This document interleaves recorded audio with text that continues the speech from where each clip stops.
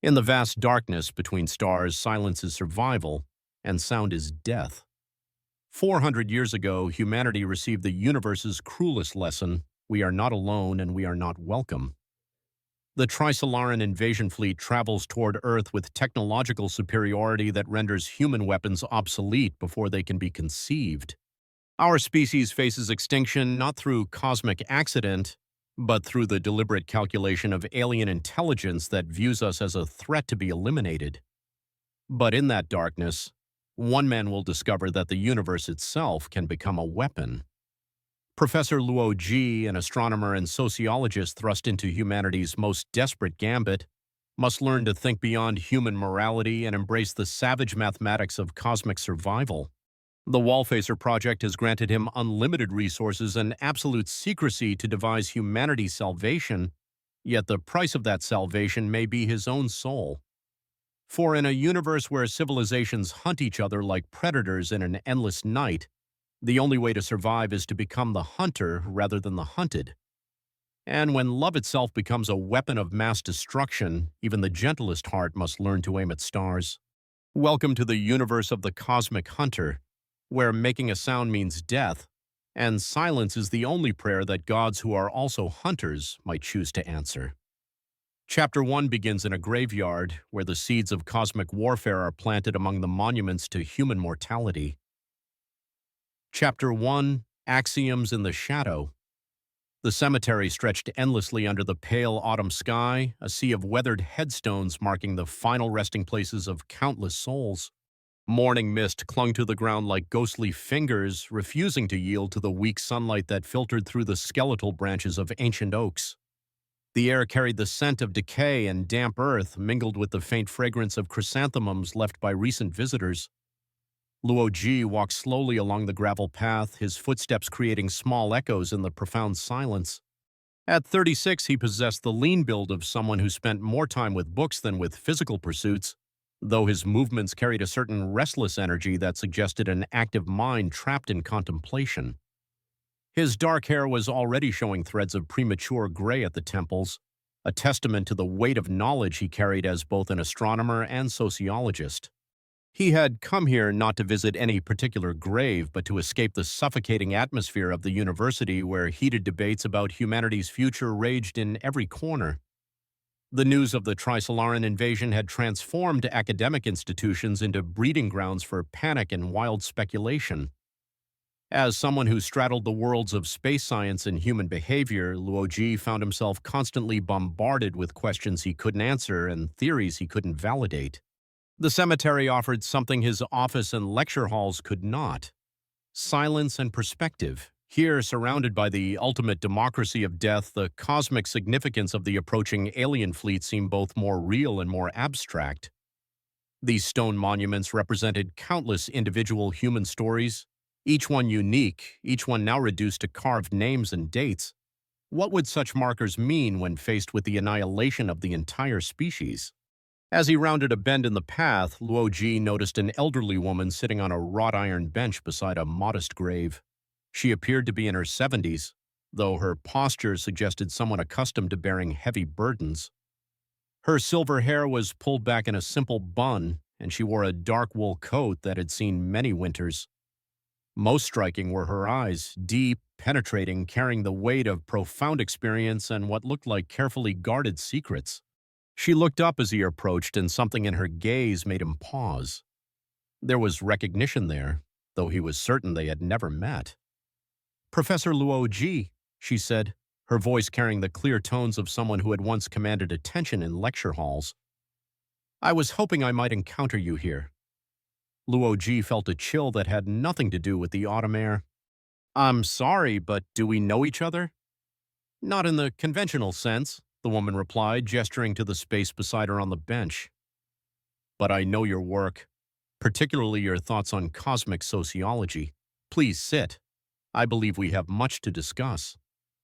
Despite his wariness, something about her manner compelled him to accept the invitation. As he settled onto the cold metal of the bench, she continued speaking in measured tones. "My name is Ye Wenjie. Perhaps you've heard of me in connection with certain astronomical projects." The name struck him like a physical blow. Yewen-ji, the astrophysicist whose work at Red Coast Base had led to first contact with the Trisolaran civilization, the woman who had effectively doomed humanity by revealing Earth's location to hostile aliens. She was supposed to be under protective custody, her location classified at the highest levels of government security. "You seem surprised to see me here," she observed with what might have been amusement. "Death has a way of making security concerns seem rather trivial, doesn't it? This is where my father is buried. He was killed during the Cultural Revolution for refusing to renounce physics in favor of political ideology. I come here to think about the nature of truth and the price we pay for pursuing it." Luoji struggled to process her presence. "How are you? I mean, aren't you supposed to be? Under house arrest? Detained for questioning?"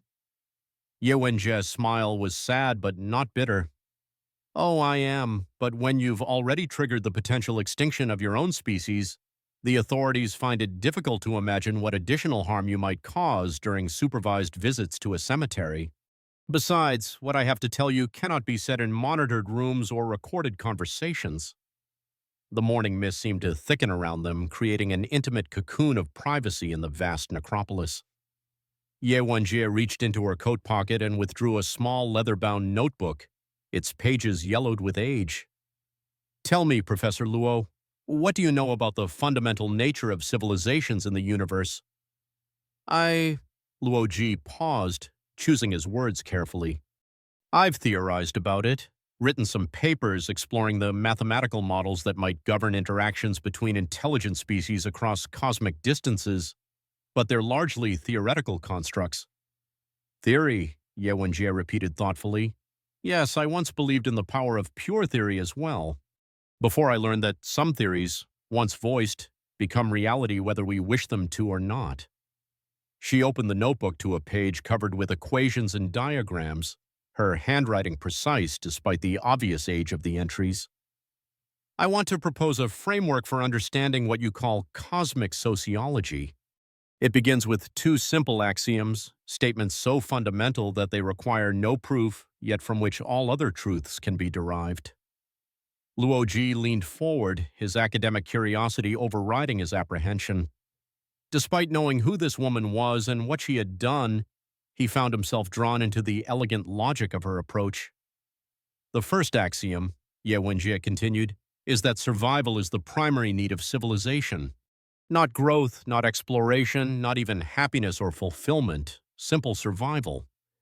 Every action a civilization takes, every decision it makes, must be evaluated through this lens.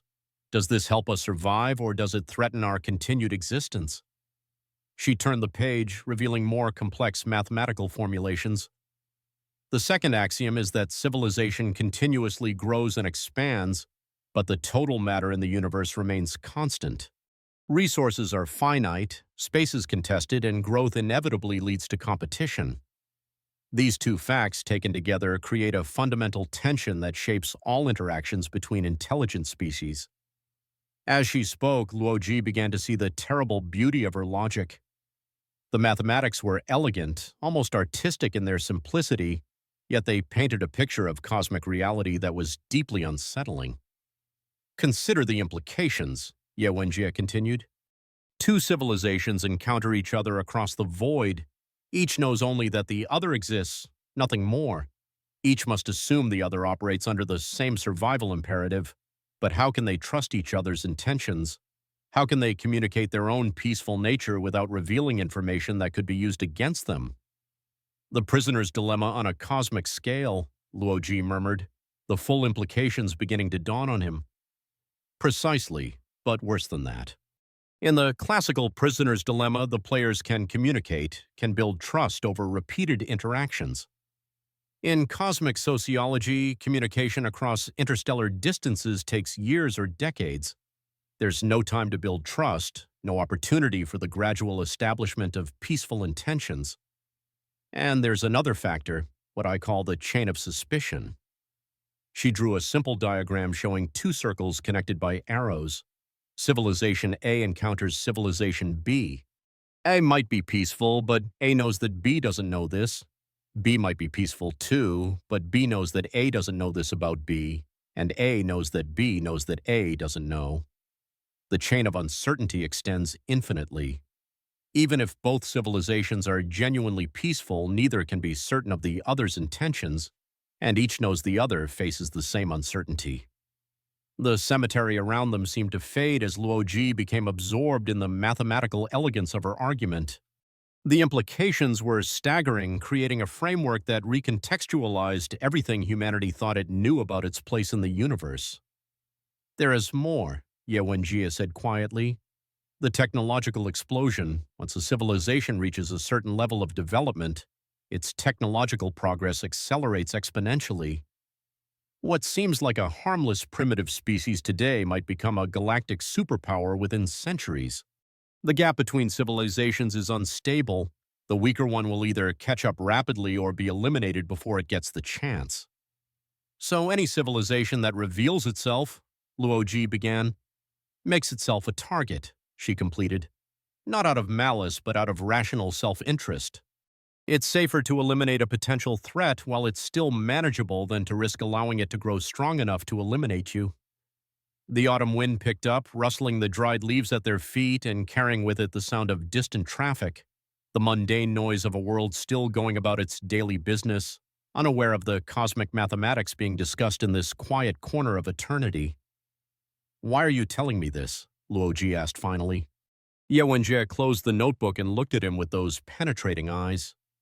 "Because understanding is the first step toward survival, and because I believe that in the coming years you will need this framework to make decisions that will affect not just your own life but the fate of our entire species."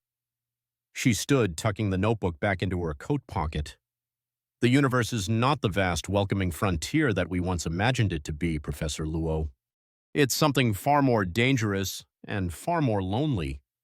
Each civilization is like a hunter creeping through a dark forest, listening for the sound of other footsteps, knowing that the first to reveal their position may be the first to die." As she began to walk away, she paused and looked back. "Think about what I've told you.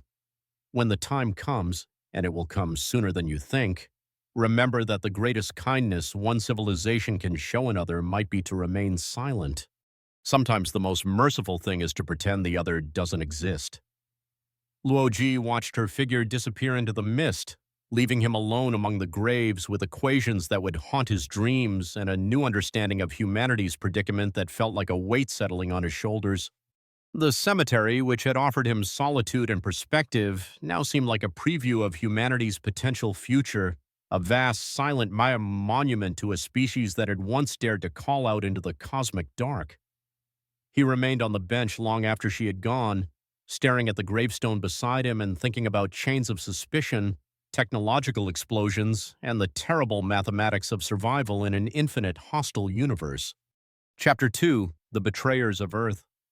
3,000 kilometers above the Pacific Ocean, the Judgment Day oil tanker had been transformed into something that would have been unrecognizable to its original designers. What had once been cargo holds now housed the most sophisticated communication array ever constructed by human hands, its massive antenna dishes pointing toward a specific patch of sky where 4.5 light-years away, the Trisolaran fleet continued its inexorable journey toward Earth. Mike Evans stood on the ship's bridge, his weathered face illuminated by the pale glow of dozens of monitoring screens. At 62, he had dedicated more than half his life to the Earth Trisolaris organization, rising from a passionate environmentalist, disgusted by humanity's destruction of the planet, to become the de facto leader of those who welcomed the coming invasion. His gray hair was pulled back in a ponytail that spoke of his countercultural roots, but his eyes held the fervor of a true believer. "Signal strength is optimal," reported Dr. Pan Han, the chief communications officer, his fingers dancing across a complex control panel. "The Sophons are maintaining perfect synchronization." Evans nodded, though his attention was focused on the larger screen displaying the decoded message that had arrived from Trisolaris just hours earlier. The communication protocols had evolved significantly since those first crude exchanges years ago. What had begun as simple mathematical concepts had grown into sophisticated philosophical discussions about the nature of existence, morality, and the future of both civilizations. The message currently displayed was typical of recent Trisolaran communications, direct, logical, and utterly alien in its fundamental assumptions about reality. Question: the human Evans entity previously stated that human civilization contains elements that actively work against survival of the species. This concept requires clarification. In Trisolaran civilization, all actions are directed toward collective survival. Individual thoughts cannot be concealed from the collective. How can survival negative behaviors persist in a civilization where they can be identified and corrected? Evans smiled grimly as he composed his response. After decades of communication, he had become perhaps the only human who truly understood the profound difference between human and Trisolaran psychology. The aliens' inability to lie, to conceal their thoughts from one another, was both their greatest strength and their most exploitable weakness. "Begin recording," he said, settling into the communication chair that had become as familiar to him as his own bed. "This is Mike Evans responding to Trisolaran Query 4847. You ask about survival negative behaviors in human civilization, and your confusion reveals something fundamental about the difference between our species. You cannot lie, cannot conceal your true thoughts and intentions from your fellow Trisolarans. This transparency has made you efficient, unified, but it has also made you predictable." He paused, organizing his thoughts. The next part of his message would be crucial, not just for answering their question, but for ensuring that the ETO remained valuable to their alien benefactors. Humans evolved differently.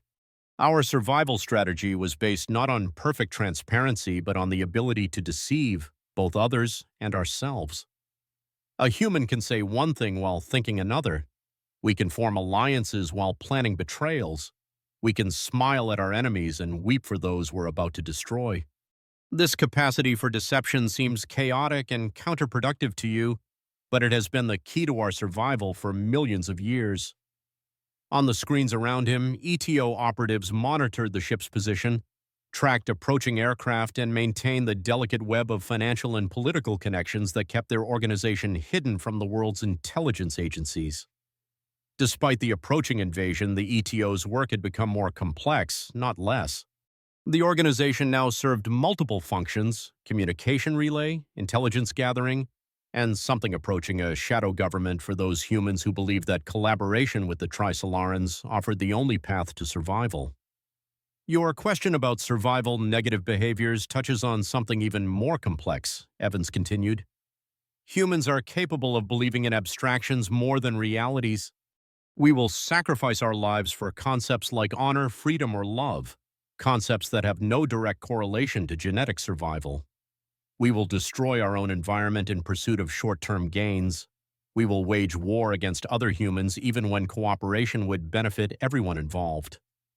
These behaviors seem irrational from your perspective, but they emerge from the same cognitive flexibility that allows us to deceive. Dr. Pamisi Sim Pandater. Shen Yufei approached with a tablet displaying decoded intelligence reports from their agents embedded in various world governments. At 45, she had once been a respected physicist at Beijing University before the weight of humanity's cosmic insignificance had driven her to the ETO. Her conversion had been complete. She now viewed human civilization with the detached analysis of an entomologist studying insects. "The Wallphaser project is moving forward," she reported quietly. "The UN Security Council has approved the selection of 4 individuals who will be given unlimited resources to develop strategies against the Trisolaran fleet. Their plans will be kept secret even from the highest levels of government." Evans paused in his communication to consider this information. The Wallphaser project represented humanity's attempt to turn their capacity for deception into a strategic advantage. By selecting individuals who could develop plans in complete secrecy, using humanity's ability to lie and misdirect, they hoped to create strategies that the Sophons couldn't penetrate or predict. "Interesting," he murmured, "and dangerous for us if they succeed in creating truly opaque plans." "Our contact in the UN has provided us with the names," Shen Yufei continued. "Frederick Tyler, Manuel Ray Diaz, Bill Hines, and—" she paused, checking her tablet again, "Luo Ji." The last name caused Evans to frown. Luo Ji was a relatively obscure academic, known more for his theoretical work than any practical contributions to defense or strategy. His selection seemed almost random, which perhaps was the point. "Make sure our wallbreaker program is ready to activate," Evans instructed. "If humanity is going to play games of deception, we need to be prepared to counter them." He turned back to the communication array and resumed his message to Trisolaris. "The wallfacer project I mentioned in my previous communication is now operational. 4 humans have been selected to develop secret strategies against your arrival. This demonstrates the concept I was explaining. Humans will create elaborate deceptions even when facing extinction. They believe that their ability to lie gives them an advantage you cannot match." The irony was not lost on him. Here he was, a human, explaining humanity's capacity for deception to aliens who would use that information to defend against human trickery. His own betrayal was perhaps the ultimate example of the psychological complexity he was describing. "However, there is something you should understand about human deception," he continued. "It is a double-edged sword. A human who can lie to enemies can also lie to allies. The same cognitive processes that allow for strategic misdirection also create internal conflicts, self-doubt, and the possibility of changed loyalties. The wallfacers themselves may not fully understand their own motivations. They may create plans that work against their stated goals without even realizing it." A soft chime indicated that a priority message was arriving from the Trisolaran fleet. Evans gestured for silence as the communication systems worked to decode the transmission. These direct messages from the fleet were rare. Most communication came through the sophons or relay stations. When the fleet commanders spoke directly, it usually meant something significant had changed. The decoded message appeared on the main screen, its clinical language carrying an undertone of what might have been frustration, communication.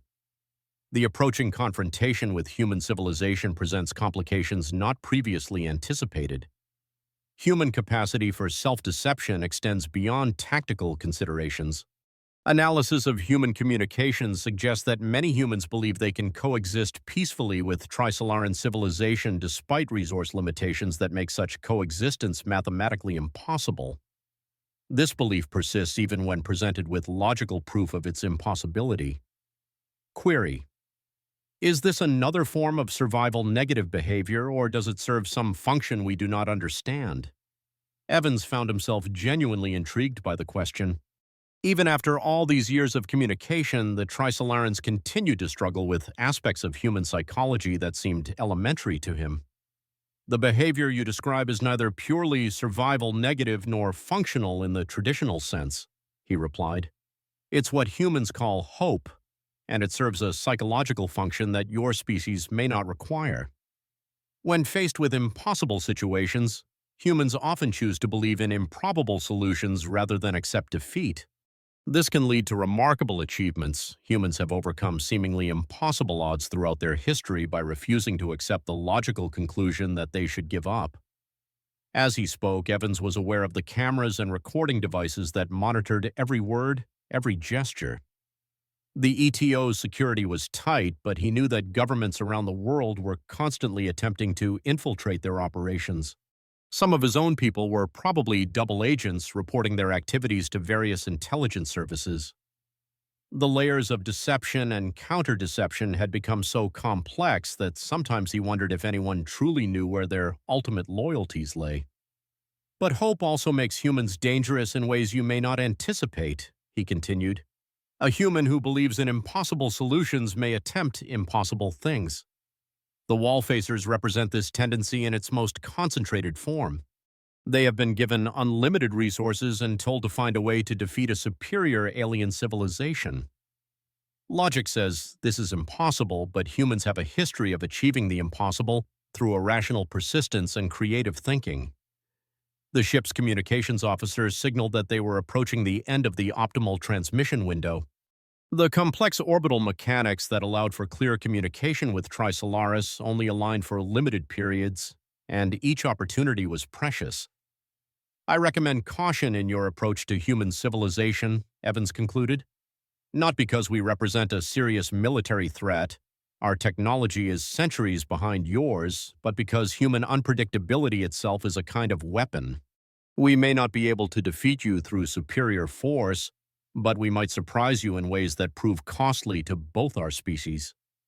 He paused, then added something that surprised even himself. "And remember that the humans who have chosen to work with you, myself included, are examples of this same unpredictability. Our loyalty to your cause is based on rational analysis of humanity's chances for survival, but rationality is not always the strongest force in human decision-making. Continue to monitor us as carefully as you monitor our enemies. In the end, we are all human, with all the contradictions that implies." The transmission ended, and Evans sat back in his chair, feeling the weight of what he had just communicated. Around him, the ETO continued its work, maintaining their cover, gathering intelligence, preparing for a future that would arrive with mathematical certainty in just over 4 centuries. But as he watched his fellow collaborators going about their tasks with the dedication of true believers, Mike Evans couldn't shake the feeling that he had just warned the Trisolarans about something that applied as much to himself as to the rest of humanity. In a species defined by its capacity for self-deception, how could anyone be certain of their own motivations? The Judgment Day continued its course through the dark waters of the Pacific, carrying its cargo of secrets, betrayals, and perhaps the seeds of humanity's salvation or its final destruction. Chapter 3: Escapism and Desperation.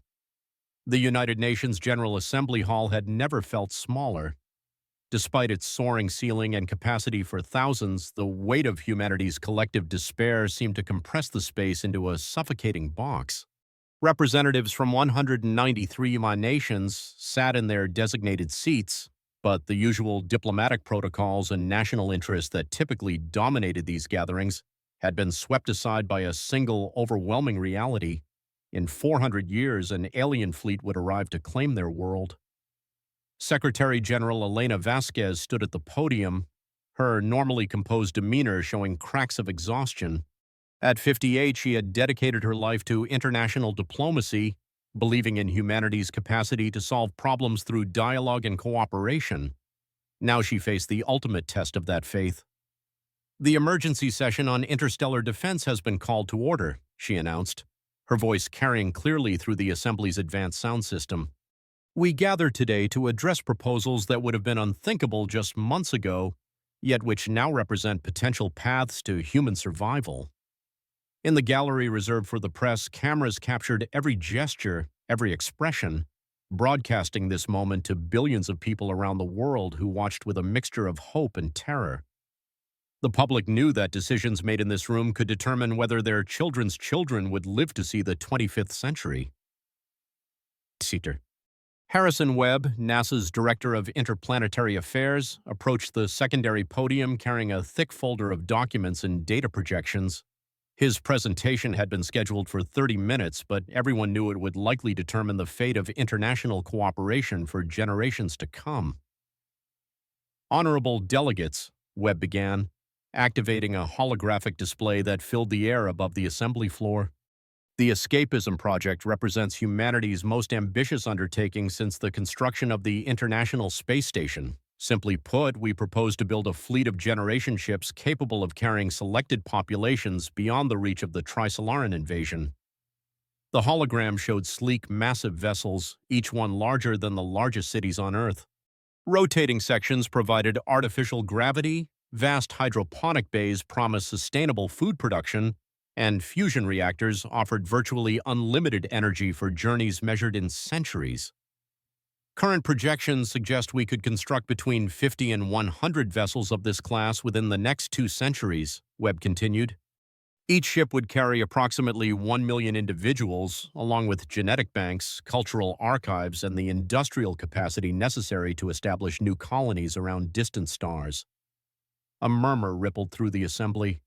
The scale of the project was staggering, but so was the implicit calculation behind it. 100 million people, less than 2% of Earth's current population, would escape while the remaining billions faced an uncertain fate. The Chinese representative, Ambassador Liu Wei, raised his hand for recognition. His nation had been among the most vocal supporters of the escapism project, viewing it as humanity's most pragmatic response to an impossible situation. Dr. Webb, your presentation focuses on technical feasibility, but I believe this assembly needs to address the fundamental question that underlies this entire proposal: who goes and who stays? The question hung in the air like a physical presence. Webb had anticipated it, but that didn't make answering any easier. The selection criteria would necessarily be complex, he replied carefully. We would need to consider genetic diversity, essential skills, psychological profiles suitable for multi-generational space travel, and he paused, knowing that his next words would ignite controversy, the financial and technological contributions that various nations and organizations could make to the project. The Brazilian representative, Dr. Ana Santos, stood immediately. You're describing a system that would inherently favor wealthy nations and individuals. Are we to tell the billions of people in developing countries that their lives are worth less than those born into privilege? That's not what I'm suggesting, Webb protested, but his words were drowned out by the rising voices of dozens of delegates who had begun speaking simultaneously. Secretary General Vasquez called for order, but the damage was done. The fundamental inequality built into any escape scenario had been exposed, and with it the first major crack in international unity. Professor James Morrison from Oxford University, serving as an advisor to the European Union delegation, requested permission to address the assembly. His reputation as a sociologist and expert on mass population movements gave his words particular weight. If I may, Morrison began, his British accent cutting through the lingering tension, I think we're approaching this question from the wrong direction. The issue isn't who deserves to escape. It's whether the concept of escape itself represents a viable strategy for human survival. He activated his own presentation, showing historical examples of mass migrations and their outcomes. Every major population movement in human history has been driven by necessity, not choice. People flee when staying means certain death.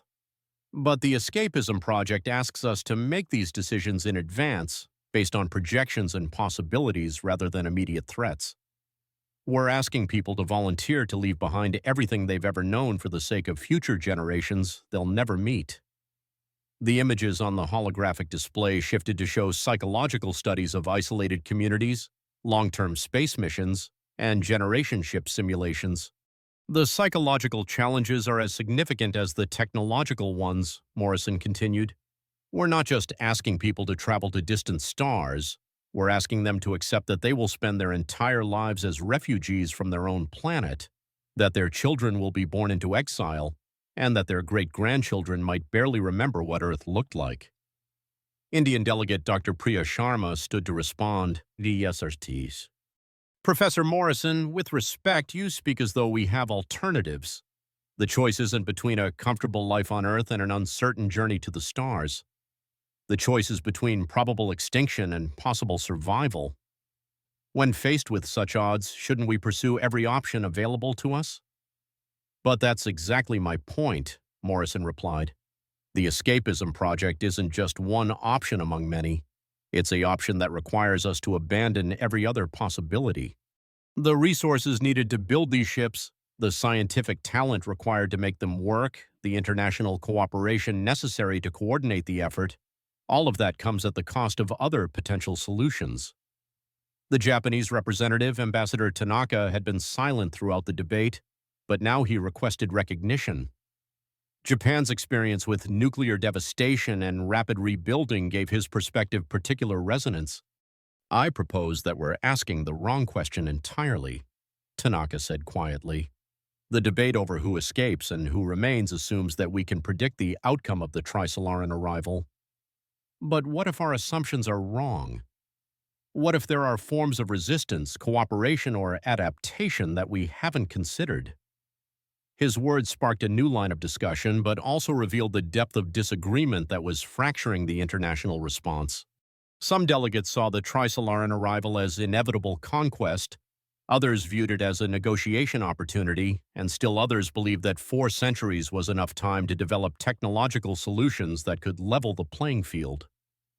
As the debate continued, Secretary General Vasquez watched the careful architecture of international cooperation that had taken decades to build beginning to crumble. Nations were already starting to calculate their individual interests rather than collective survival. The wealthy countries saw the escapism project as a way to preserve their advantages, while developing nations viewed it as an elaborate form of technological colonialism. The Russian delegate, Ambassador Petrov, introduced what would become known as the lottery proposal, a system that would randomly select escape ship passengers from the entire human population, regardless of nationality, wealth, or skills. The proposal was mathematically fair but practically absurd, as it would likely result in ships full of people with no knowledge of how to maintain the technology that kept them alive. The African Union's representative countered with the contribution model, which would allocate ship space based on each nation's financial and technological investment in the project. This approach was practical but reinforced existing global inequalities, essentially allowing rich nations to buy their way off a doomed planet. As the hours passed, more proposals emerged, each one highlighting different aspects of humanity's moral and practical dilemmas. The skills priority system would favor scientists, engineers, and other technical specialists. The cultural preservation model emphasized maintaining diverse human traditions and languages. The youth initiative proposed sending only children and young adults, maximizing the time available for adaptation to spaceborne life. But beneath all these proposals lay a more fundamental problem that no one wanted to address directly. The escapism project would fundamentally transform human civilization even if it succeeded. The people who left Earth would become something new, a spacefaring branch of humanity whose experiences and development would quickly diverge from those who remained. Within generations, they might become as alien to Earthbound humans as the Trisolarans themselves. Doctor. Sarah Chen, a philosopher and ethicist from Stanford University serving as an advisor to the American delegation, finally voiced what many were thinking but few were willing to say. "We're not just debating how to save humanity," she said during a brief recess. "We're debating how to replace it." The humans who reach distant stars after centuries of space travel will not be the same species that builds these ships. They'll have evolved, culturally, psychologically, perhaps even physically, into something we can't predict or control. Her words cast a new shadow over the proceedings. The escapism project wasn't just about survival. It was about deliberately fracturing humanity into separate evolutionary paths, with no way to predict which branch would ultimately prove more successful. As the session drew toward its conclusion, Secretary General Vasquez realized that the international community was facing its first major failure in responding to the Trisolaran threat. The very diversity and independence that had always been humanity's strength in solving global problems was now becoming a weakness when faced with an extinction-level challenge. The final vote, when it came, reflected this fragmentation. 67 nations supported continued development of the escapism project, 43 opposed it as morally unacceptable, 38 abstained pending further study, and 45 refused to participate in any vote on the matter. The result was neither a mandate for action nor a clear rejection. It was a perfect expression of humanity's inability to unite in the face of its greatest challenge.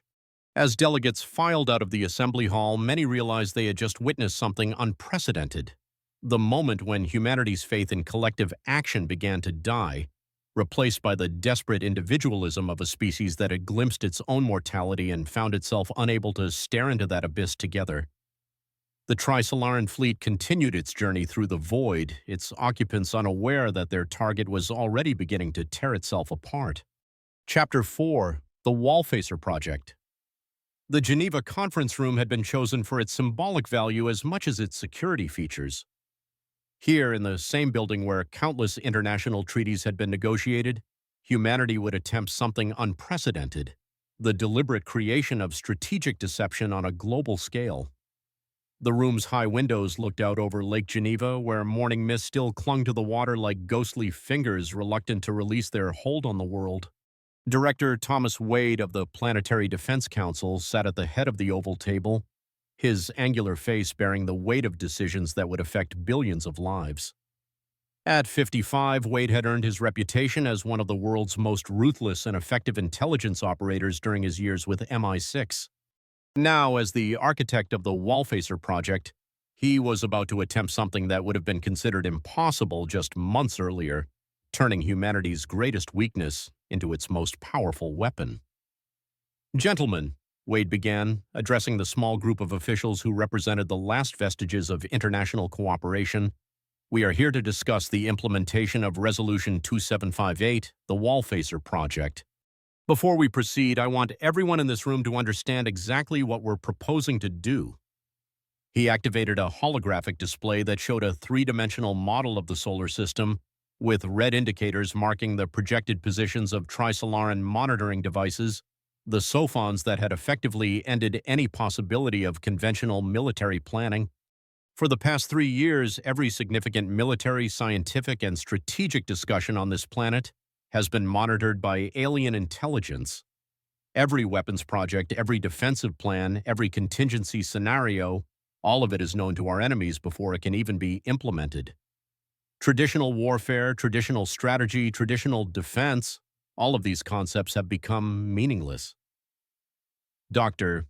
Margaret Sinclair, the Canadian representative and former head of strategic planning for NATO, leaned forward. You're proposing to fight alien technology with human psychology? Not fight, Wade corrected. Exploit. The Trisolarans have given us detailed intelligence about their own nature, and that intelligence reveals a fundamental weakness. They cannot lie, cannot engage in deception, cannot even conceive of plans that rely on misdirection or false information. To them, the idea of strategic ambiguity is literally incomprehensible. The display shifted to show psychological profiles and capability assessments of dozens of potential candidates. Names, faces, and biographical data scrolled past. Scientists, politicians, military leaders, and intellectuals from around the world. The Wallfacer project selects 4 individuals who will be given unprecedented authority and resources to develop strategies for human survival. Crucially, these individuals will not be required to reveal their plans to anyone, not to this council, not to their own governments, not even to their closest advisors. They will have the right to lie, to misdirect, and to pursue seemingly irrational courses of action without explanation or justification. Chinese Minister Zhang Wei, who had been silent throughout the presentation, finally spoke. You're asking us to give 4 people dictatorial powers over resources that could fund entire nations with no oversight and no accountability. The potential for abuse is staggering. Wade's smile was thin and humorless. Minister Zhang, with respect, the potential for human extinction outweighs concerns about political accountability. These individuals will be chosen not for their trustworthiness, but for their ability to think in ways that alien intelligence cannot predict or counter. The Brazilian representative, Admiral Carlos Santos, raised his hand. How do we ensure that the Wallfacers don't simply use their positions for personal gain? How do we know they won't abandon their missions entirely? We don't, Wade replied bluntly. That's the point. The moment we create systems to monitor or control the Wallfacers, we compromise the very secrecy that makes the project effective.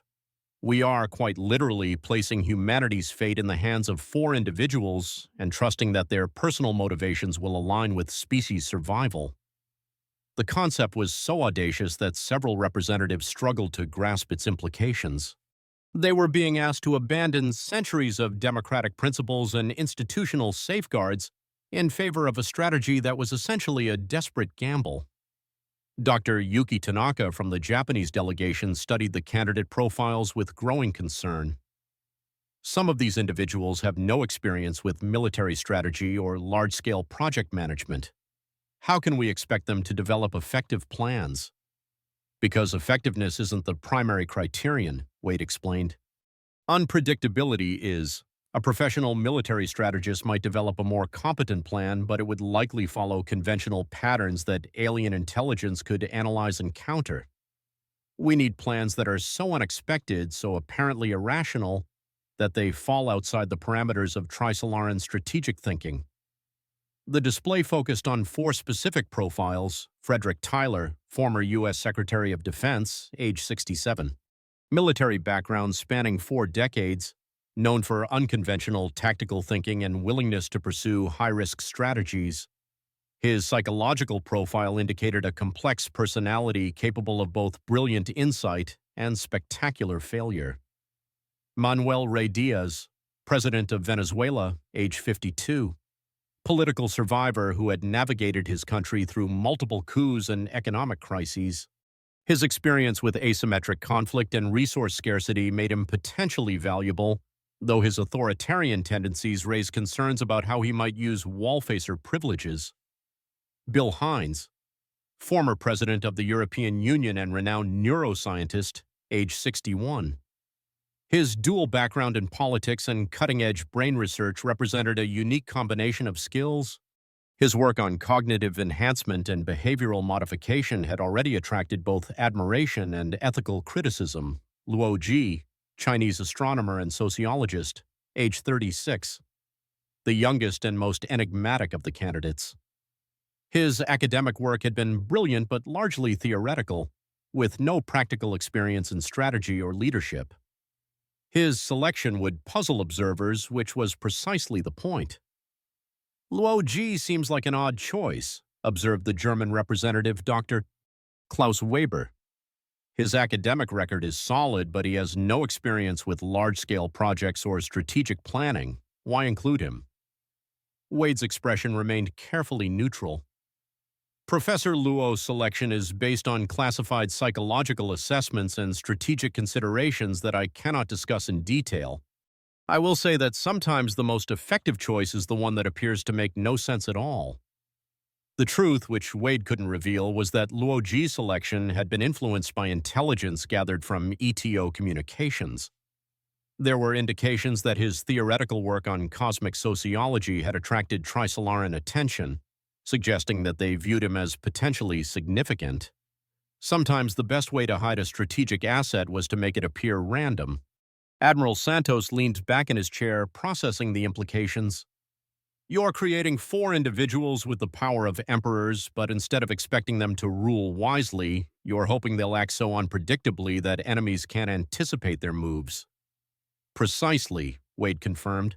And to ensure that unpredictability, we're implementing additional safeguards. Each wall-facer will be unaware of the other's specific plans. They will operate independently, pursuing separate strategies that may complement, contradict, or interfere with each other. From the outside, it will appear chaotic and inefficient. Dr. Sinclair frowned. What if their plans actually do contradict each other? What if one wall-facer's strategy undermines another's? Then we'll deal with those consequences when they arise, Wade replied. The alternative is continuation of our current path, which leads to certain defeat. Chaos and confusion among our own leadership is a risk we have to accept. The room fell silent as the representatives contemplated the full scope of what they were being asked to approve. They were essentially gambling the future of human civilization on 4 individuals whose qualifications for saving the world ranged from questionable to completely unknown. Minister Zhang spoke again, his voice carefully controlled. There's another issue we need to address. If we're giving these individuals unlimited resources and authority, how do we prevent other nations or organizations from attempting to exploit or manipulate them? Wade had anticipated this question. That's where the Wallbreaker program comes in. We know that the ETO and other Trisolaran sympathizers will attempt to analyze and expose the wall-facer's true intentions.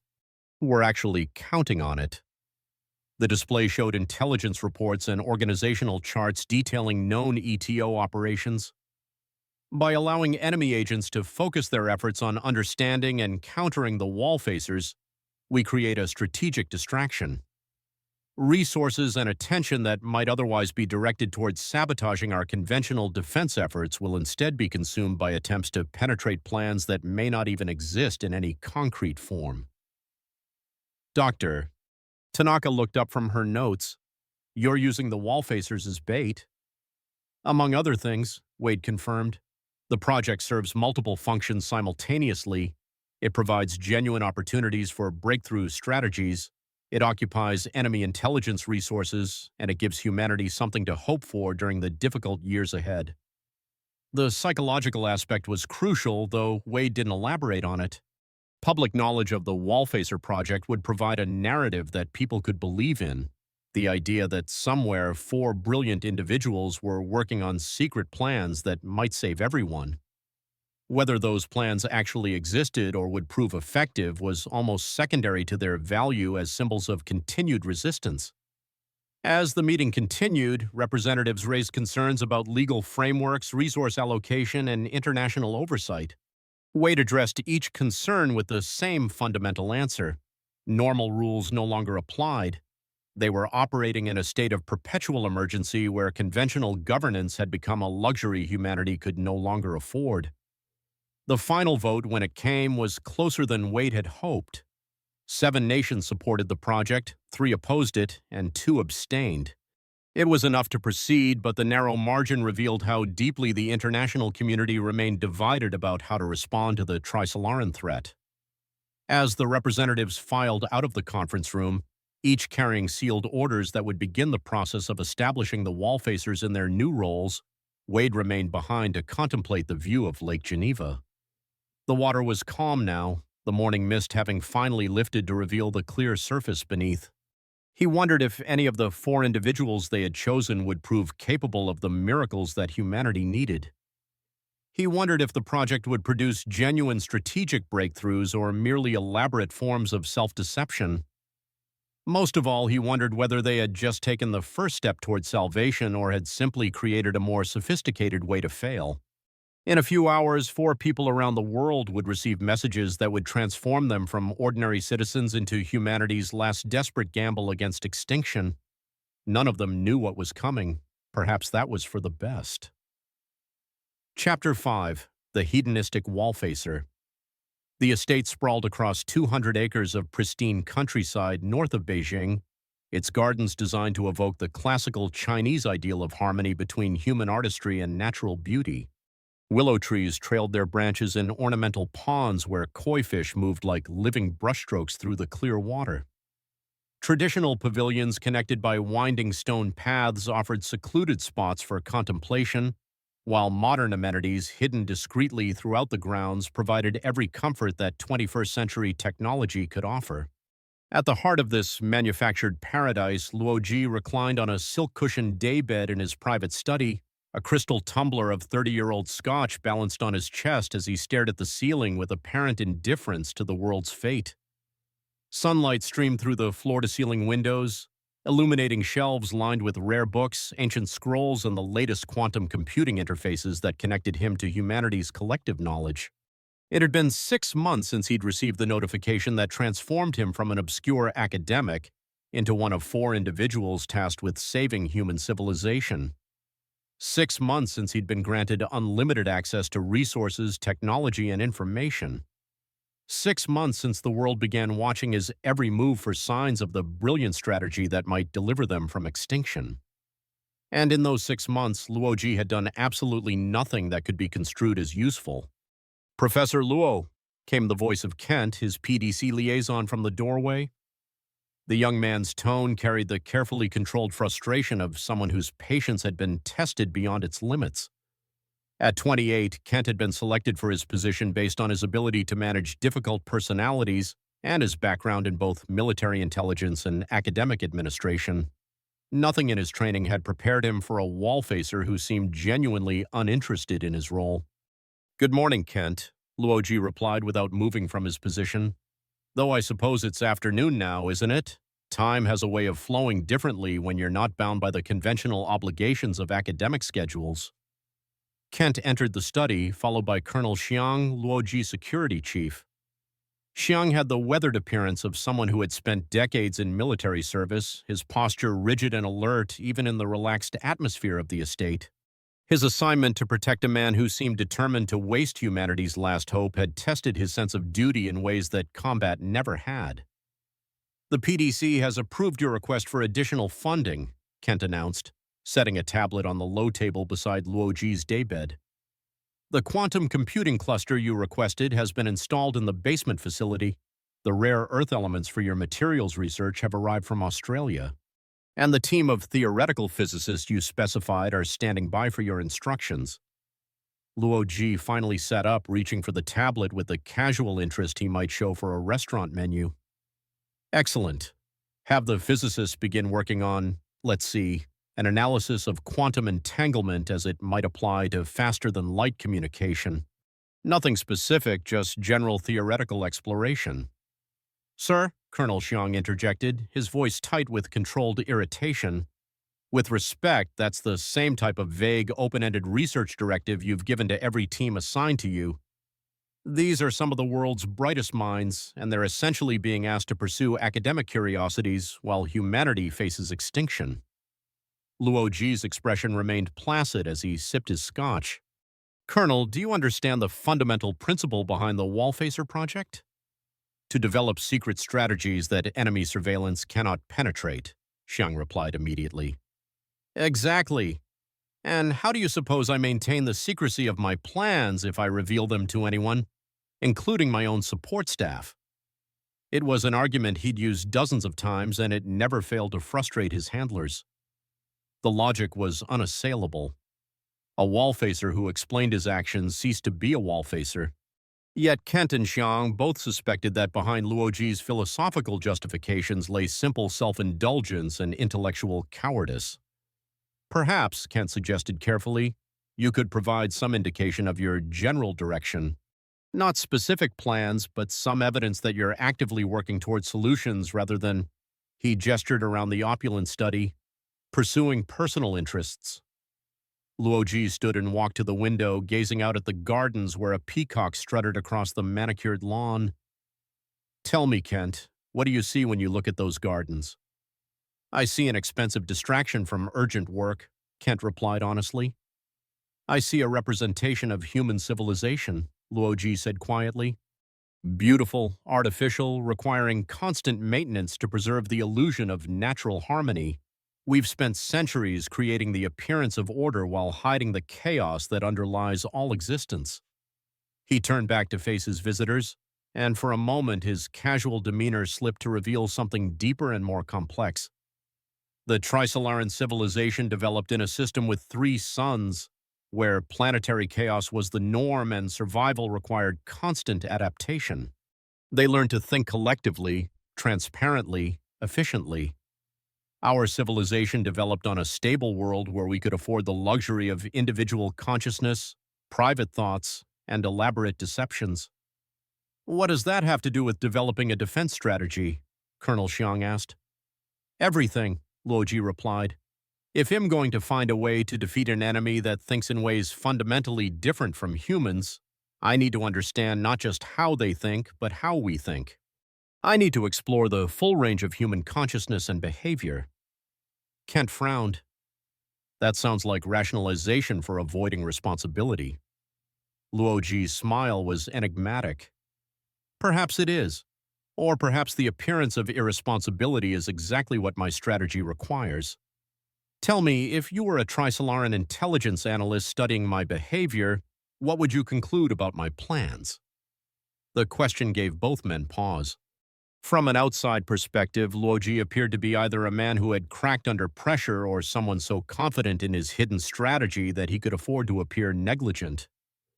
You'd conclude that I'm either incompetent or operating according to principles you can't understand, Kent admitted reluctantly.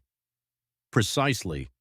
And since Trisolaran psychology doesn't allow for the kind of deception that incompetence might mask, they're forced to assume that my behavior follows some incomprehensible but potentially effective logic. Colonel Xiang shook his head. You're saying that your strategy is to have no strategy? I'm saying that the absence of apparent strategy can itself be strategic, Luo Ji corrected.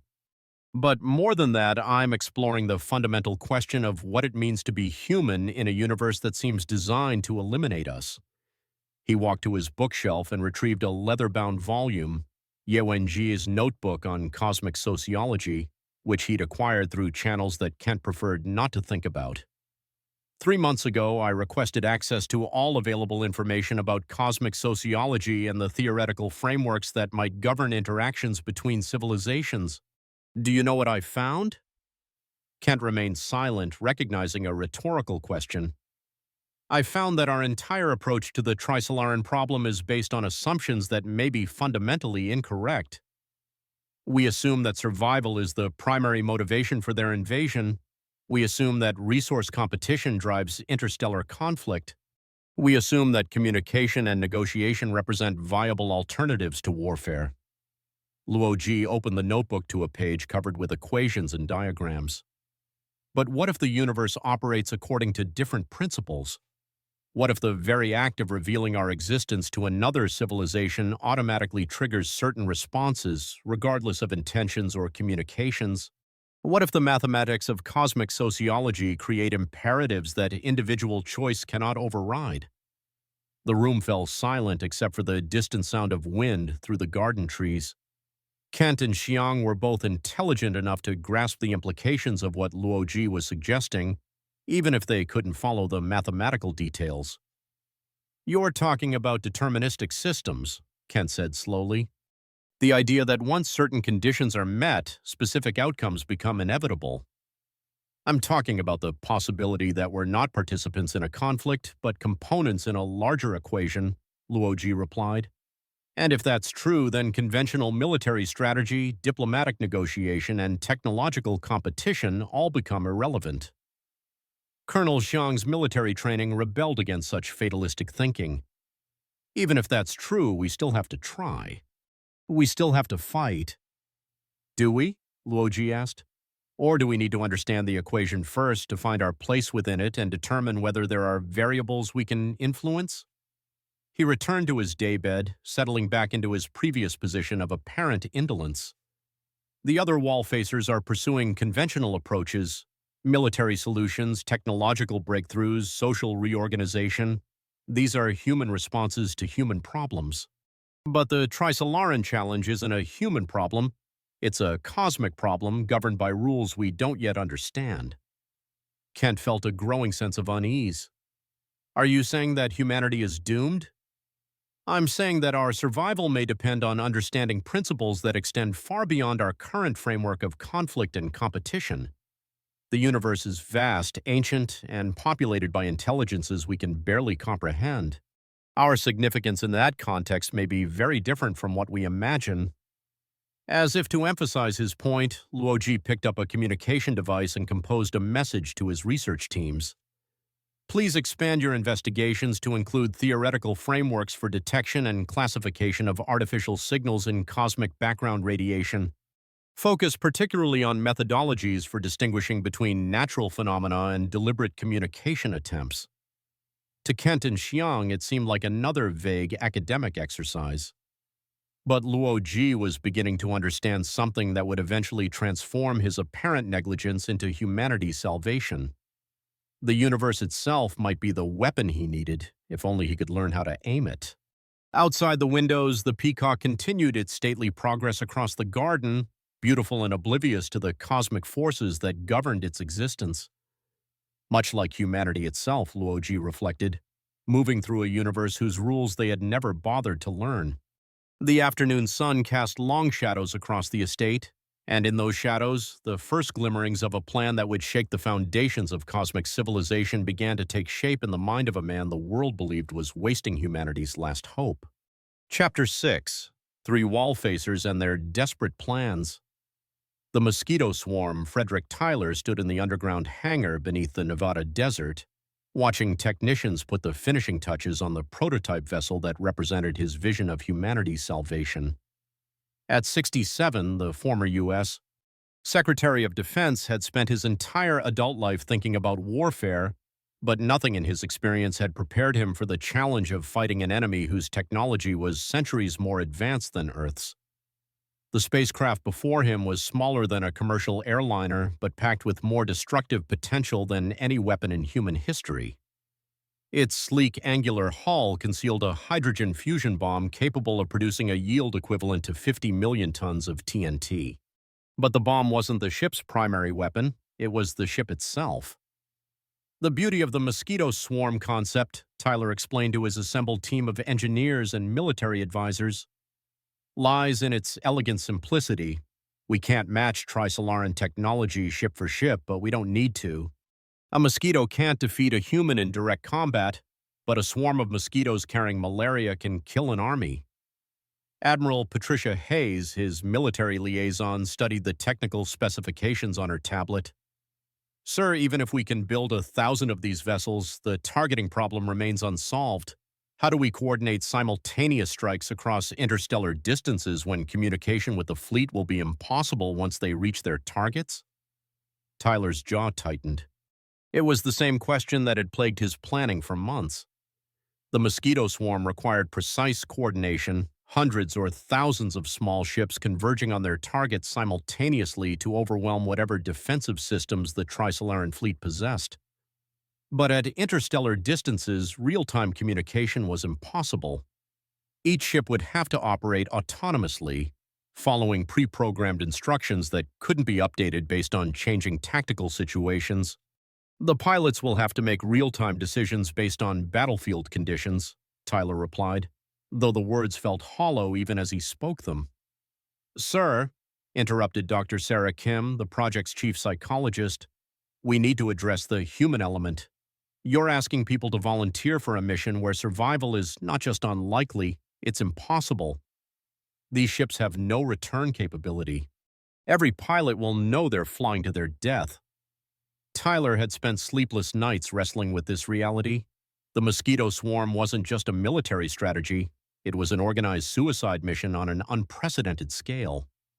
He needed pilots who could function effectively for months or years of interstellar travel, knowing that their journey would end in death. Well, find volunteers, he said firmly. History is full of people willing to sacrifice their lives for a greater cause. But even as he spoke, Tyler knew the words were a lie. The recruitment efforts had been a disaster. Of the 50,000 applicants initially screened, fewer than 200 had passed the psychological evaluations required for the mission. Of those, only 37 had maintained their commitment after understanding the full scope of what they were volunteering for. The problem wasn't courage. Tyler had access to plenty of brave men and women willing to risk their lives in combat. The problem was the specific type of courage required. The ability to spend years in solitary confinement aboard a spacecraft, maintaining focus and determination while traveling towards certain death. It was a form of sacrifice that human psychology seemed poorly equipped to handle. Dr. Kim approached him privately after the briefing. Fred, I need to be direct with you. The psychological profiles we're seeing from the volunteers are deeply troubling. Many show signs of suicidal ideation, severe depression, or psychological detachment that could compromise mission effectiveness. The people who want to volunteer for this mission are exactly the people we can't trust to complete it successfully. That night, Tyler sat alone in his Spartan quarters, staring at recruitment videos from potential pilots. Their faces showed the same pattern, Doctor. Kim had identified too much eagerness for death, not enough commitment to the difficult work of living long enough to complete the mission. By morning, he had reached a decision that he would never admit to anyone else. The mosquito swarm was impossible not because of technological limitations, but because human nature itself wasn't compatible with the strategy. He had spent months developing a plan that required people to voluntarily become precise, long-term instruments of their own destruction. Such people didn't exist, and if they did, they wouldn't be capable of the complex decision-making that space combat would require. 3 days later, Frederick Tyler was found dead in his quarters, a service revolver beside his body, and a brief note that read simply, "Some strategies demand more than any human can give." The planet destroyer Manuel Rey Diaz stood before the assembled representatives of the Venezuelan National Assembly, his voice carrying the passionate intensity that had made him one of South America's most effective political leaders. Behind him, a massive holographic display showed technical specifications for hydrogen bombs that dwarfed anything in humanity's current arsenal. "Honorable delegates," Diaz announced, "I present to you the Cradle System, humanity's ultimate deterrent against alien invasion. These weapons represent not just technological advancement, but a fundamental shift in how we understand power itself." The specifications were staggering. Each bomb in the Cradle System would yield the equivalent of 10 billion tons of TNT, more than 200 times more powerful than the largest nuclear weapon ever detonated on Earth. The engineering challenges were immense, requiring advances in fusion technology, miniaturization, and delivery systems that push the boundaries of human scientific knowledge. The beauty of the cradle system, Diaz continued, lies not in its complexity but in its clarity. The Trisolarans understand survival imperatives. When they realize that Earth possesses weapons capable of destroying entire planets, including their own, they will be forced to reconsider the cost-benefit analysis of invasion. Dr. Maria Santos, Venezuela's leading nuclear physicist and reluctant participant in Diaz's project, raised her hand. Mr. President, the technical challenges are only the beginning. The resources required to build these weapons would consume Venezuela's entire gross domestic product for the next 50 years, and that's assuming we can solve the fundamental engineering problems. Diaz's expression hardened. Throughout his political career, he had built his reputation on achieving the impossible through sheer force of will and the strategic application of resources.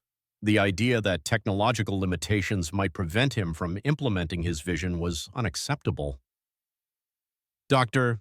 Santos, I appreciate your concerns, but I believe you underestimate both Venezuelan ingenuity and the international support we can expect for this project. When other nations realize what we're offering them, resources will not be a limitation.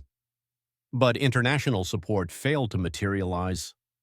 The Cradle system's massive hydrogen bombs represented a level of destructive capability that made even allied nations nervous. The weapons could theoretically target planets, but they could just as easily be used against Earth-based targets. Diaz's authoritarian tendencies and Venezuela's political instability made other governments reluctant to provide the assistance that would make such weapons possible. Within months, the project had devolved into increasingly desperate attempts to acquire resources and technology through questionable means. Diaz's agents were caught attempting to steal nuclear materials from international repositories, prompting a crisis that threatened to destroy the fragile international cooperation that still existed among Earth's governments. The end came during a public rally in Caracas, where Diaz had planned to demonstrate his commitment to the Cradle system by announcing that Venezuela would proceed with weapons development regardless of international opposition. As he spoke to the crowd about humanity's need for absolute weapons in an absolute conflict, a sniper's bullet ended his speech and his life. The investigation revealed that the assassination had been carried out by Venezuelan military officers who believed that Diaz's obsession with planet-destroying weapons posed a greater threat to their country than the Trisolaran invasion. The Cradle system died with its creator, leaving behind only massive debts and a cautionary tale about the dangers of pursuing absolute power in desperate circumstances. The mental seal Bill Hines sat in his laboratory at the Cambridge Neuroscience Institute, studying brain scans that represented 5 years of the most controversial research in human history. As a former president of the European Union and one of the world's leading experts on cognitive enhancement, he had approached the wallfacer challenge from a uniquely ambitious angle. If humanity couldn't develop technology to match the Trisolarans, perhaps they could develop humans to surpass their current limitations. The mental seal represents a breakthrough in directed neuroplasticity, he explained to his team of researchers and ethicists. We can now implant unshakable beliefs directly into human consciousness, creating individuals whose commitment to specific goals becomes literally unbreakable. Dr. Rachel Morrison, the project's chief ethicist, looked troubled as she reviewed the latest experimental data. Bill, what you're describing is an enhancement. It's fundamental alteration of human consciousness. The subjects show complete inability to question or modify their implanted beliefs, even when presented with contradictory evidence. The mental seal technology had emerged from Hines' research into the neurological basis of fanaticism and absolute commitment. By identifying the brain structures responsible for unwavering belief and developing techniques to artificially strengthen those patterns, his team had created a way to produce humans who were literally incapable of betraying their programming. The applications for space combat are obvious, Hines continued. Pilots who cannot experience fear or doubt, commanders who cannot be swayed by enemy propaganda, soldiers who will continue fighting regardless of casualties or apparent hopelessness.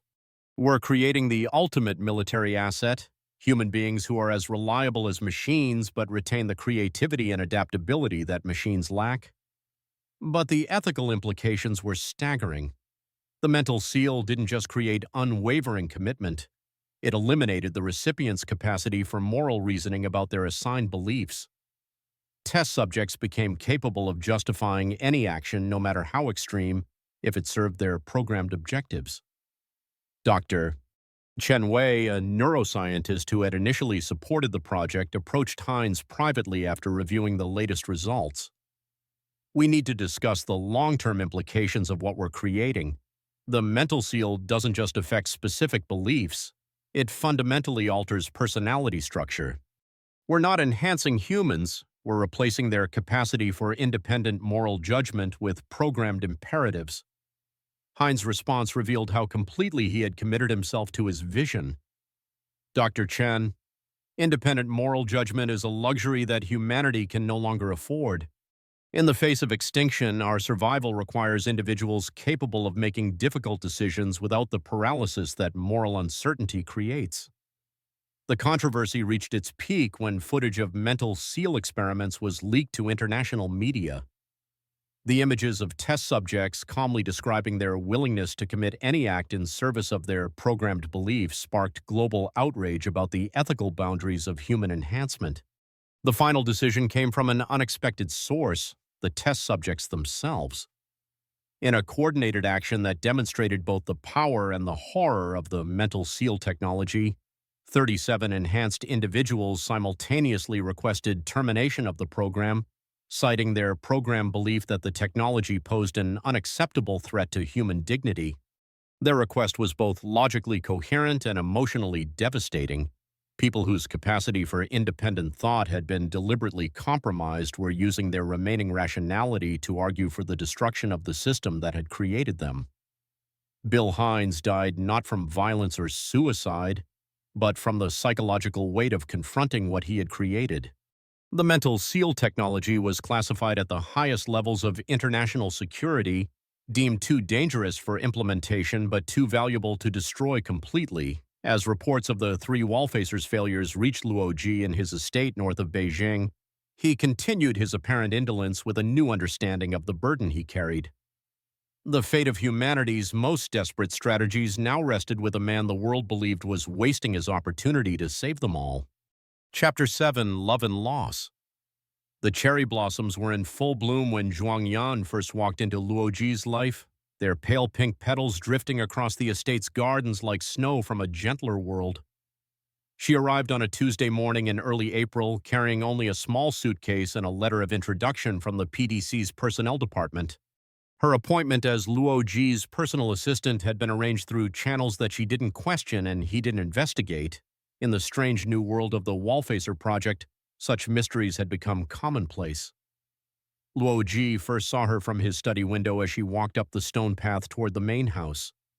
Something about her movement, graceful but purposeful, confident yet somehow vulnerable, made him set down his morning coffee and watch more carefully. She wore a simple blue dress that complemented her figure without ostentation, and her long black hair was pulled back in a style that suggested professional competence while hinting at softer possibilities. When Kent introduced them in the main reception hall, Luo Ji found himself momentarily speechless. At 28, Zhuang Yan possessed a beauty that seemed almost anachronistic in an age of genetic enhancement and cosmetic perfection. Her features were classically Chinese: high cheekbones, intelligent dark eyes, skin like porcelain, but arranged with a harmony that appeared entirely natural. More striking than her physical appearance was the quality of her presence. She seemed to inhabit her own space with complete comfort, neither seeking approval nor deflecting attention. "Professor Luo," she said, extending her hand with a smile that was professional but warm, "am honored to have the opportunity to assist you in your work." "The honor is mine," Luo Ji replied, taking her hand and holding it perhaps a moment longer than strictly necessary.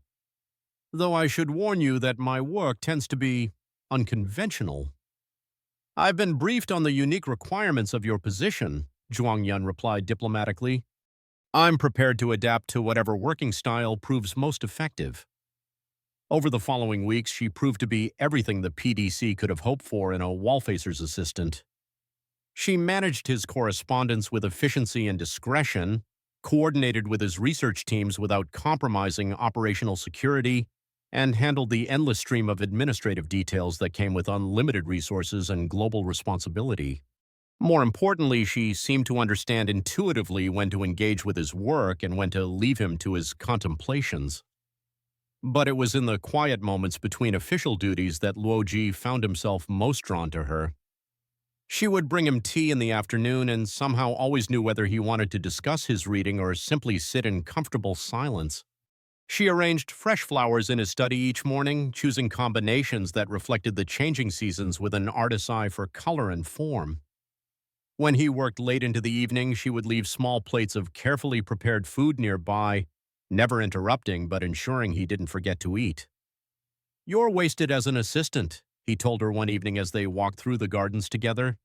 The sun was setting behind the willows, casting long shadows across the carefully manicured landscape. "Your talents deserve better than managing a philosopher's daily schedule." Zhuang Yan smiled, pausing to examine a particularly beautiful orchid bloom. "Perhaps, but I find meaning in helping someone pursue important work. And your work is important, isn't it? Even if others don't understand its nature."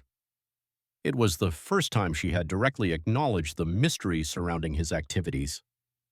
Most of his staff maintained the fiction that his apparent indolence was somehow part of a larger strategy, but Zhuang Yan seemed to see through the performance to something deeper. "What makes you think I'm pursuing anything more significant than my own comfort?" he asked, genuinely curious about her perception. "Because comfortable people don't read Ye Wenjie's papers on cosmic sociology until 3 in the morning, she replied quietly. "And they don't spend hours staring at star charts while making calculations that their staff aren't allowed to see. You're working towards something, Professor Luo. You're just working in a way that most people don't recognize as work." The realization that she had been observing him so carefully should have alarmed him. As a wall-facer, operational security demanded that he trust no one completely, but instead of concern, he felt a warmth that had been absent from his life for years. Someone was paying attention, not to his role or his resources or his strategic importance, but to him as a person engaged in genuine intellectual struggle. Their relationship deepened gradually, following patterns as natural as the changing seasons in the estate's gardens. Conversations over meals became longer and more personal. Walks through the grounds extended into the evening hours. Professional collaboration evolved into emotional intimacy as they discovered complementary interests in literature, philosophy, and the strange beauty of theoretical physics. The moment when their relationship became explicitly romantic was almost anticlimactic in its gentleness. They had been discussing a passage from Zhuangzi about the nature of reality and illusion when Zhuang Yan looked up from her book to find Luo Ji watching her with an expression of such tenderness that words became unnecessary. Their first kiss occurred in the pavilion by the lotus pond, surrounded by the fragrance of night-blooming jasmine and the soft sound of water moving over stones. "This complicates everything," Luo Ji murmured against her hair as they held each other in the moonlight. "Good," she replied. "Important things should be complicated." The months that followed were the happiest of Luo Ji's adult life. Zhuang Yan moved into the main house, ostensibly to better coordinate their work, but actually because neither of them could bear to spend nights apart. She brought warmth and laughter to spaces that had been designed for solitary contemplation, transforming the estate from a luxurious prison into something approaching a home. Their conversations ranged across every conceivable topic, from ancient Chinese poetry to quantum mechanics to the philosophical implications of humanity's place in the universe. Zhuang Yan possessed an intellect that complemented his own. Where he tended toward abstract theorizing, she grounded ideas in practical reality. Where he saw cosmic patterns, she understood human implications. "Do you ever wonder," she asked one night as they lay together watching stars through the bedroom skylight, "what we would have been like if we'd met in normal times? If there were no alien invasion, no wall-facer project, no responsibility for saving civilization?" "I think we would have found each other anyway," Luo Ji replied, tracing patterns on her bare shoulder. Some connections transcend circumstances. But would you have been happy without the weight of cosmic significance to give your work meaning? It was a question that revealed how deeply she understood him. Luo Ji had always been drawn to grand theories and universal principles, but the Trisolaran crisis had given his intellectual pursuits an urgency and importance they had never possessed in purely academic contexts. "I think," he said finally, "that I would have been content with a smaller universe as long as you were in it." When Zhuangyan told him she was pregnant, the news came as both a shock and a profound joy that surprised him with its intensity. They had been careful, but not obsessively so. Some part of both of them had wanted this development, even if they hadn't consciously planned it. "A child," Luoji repeated, holding her against him as they sat in their favorite spot by the lotus pond. "In a world that might not exist in 400 years. All children are born into uncertain worlds," Zhuangyan replied practically. "The uncertainty is just more obvious in our case." They named their daughter Xia Xia, Little Summer, and her arrival transformed the estate once again. The rooms that had been designed for contemplation and luxury now echoed with baby laughter and the gentle chaos of new parenthood. Luo Ji discovered that holding his daughter while she slept was more conducive to deep thinking than any amount of solitary meditation had ever been. For nearly 2 years, they lived in a bubble of domestic happiness that seemed almost separate from the larger world's concerns. Xia Xia grew from a tiny, fragile creature into a toddler whose curiosity about everything around her reminded Luo Ji why preservation of human civilization was worth any sacrifice.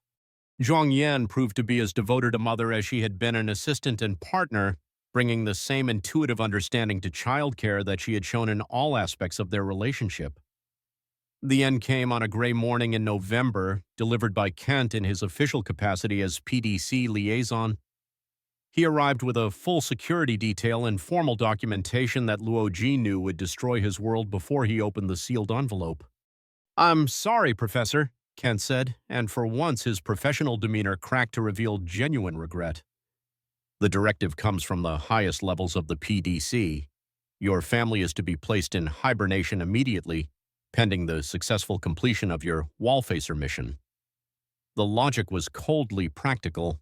3 wall-facers had already failed, their personal motivations proving insufficient to drive them toward effective strategies. Luo Ji appeared to be following the same pattern, pursuing personal happiness rather than humanity's salvation. The PDC had concluded that stronger motivation was required. "You're taking them hostage," Luo Ji said quietly, his voice carrying a dangerous edge that made Colonel Xiang's hand drift toward his sidearm. "We're ensuring their safety while providing you with appropriate incentives," Kent corrected. "Your family will be perfectly preserved in hibernation until you fulfill your obligations, complete your mission, save humanity, and they'll be returned to you exactly as they are now." Zhuang Yan stood in the doorway holding Xia Xia, who was babbling happily and reaching for the colorful insignia on the soldiers' uniforms. She had understood the situation immediately.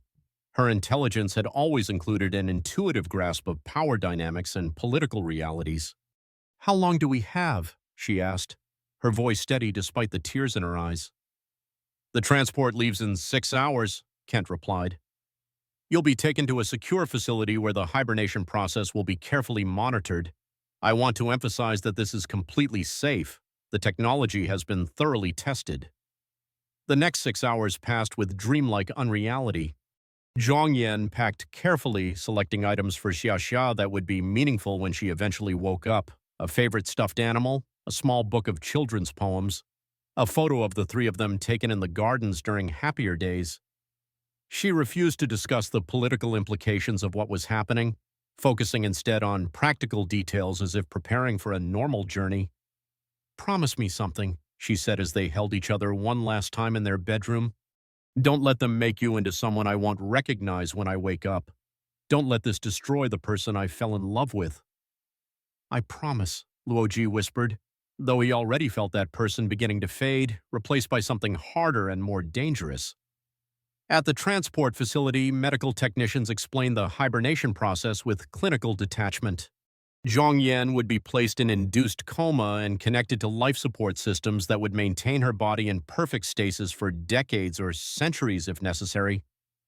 Xia would undergo the same process, her development suspended at 18 months until the day when her father's work was deemed complete. "I love you," Zhuang Yan said as the anesthetic began to take effect. "Remember that everything we built together was real. Don't let them convince you otherwise." Luo Ji watched the monitoring displays as her vital signs settled into the slow, steady rhythms of hibernation. His daughter was processed next, her small body looking impossibly fragile surrounded by advanced medical equipment. When the technicians confirmed that both subjects were stable and properly preserved, Luo Ji signed the documentation that formally transferred custody of his family to the Planetary Defense Council. He returned to the estate that evening to find it transformed once again, no longer a home but a monument to everything he had lost. The rooms where Xia had played were silent. The bed where he and Zhuang Yan had shared their deepest thoughts was empty. Even the gardens seemed different, their beauty now a mockery of the happiness they had once sheltered. That night, sitting alone in his study with Ye Wenjie's notebook open before him, Luo Ji finally understood what the PDC had accomplished. They had given him the motivation that 3 previous wall-facers had lacked, not hope for humanity's future, but rage at humanity's cruelty. And in that rage, the first true glimpses of a plan that would shake the foundations of the cosmos began to take shape. Chapter 8: Awakening in the Dark Forest. The estate had become a tomb of memories, each room echoing with the phantom laughter of a child who slept in artificial stasis, each shadow holding the outline of a woman whose warmth had been stolen by political necessity. Luo Ji moved through the spaces like a ghost haunting his own life, driven by a grief so profound it had transcended emotion and become something approaching physical law, an inexorable force that pulled him toward understanding with the same inevitability that gravity pulled objects toward the earth. Winter had settled over the grounds with unusual severity, coating the carefully tended gardens in ice that transformed familiar landscapes into alien geometries. The lotus pond where he and Zhuang Yan had shared their first kiss was frozen solid, its surface reflecting the gray sky like a mirror made of sorrow.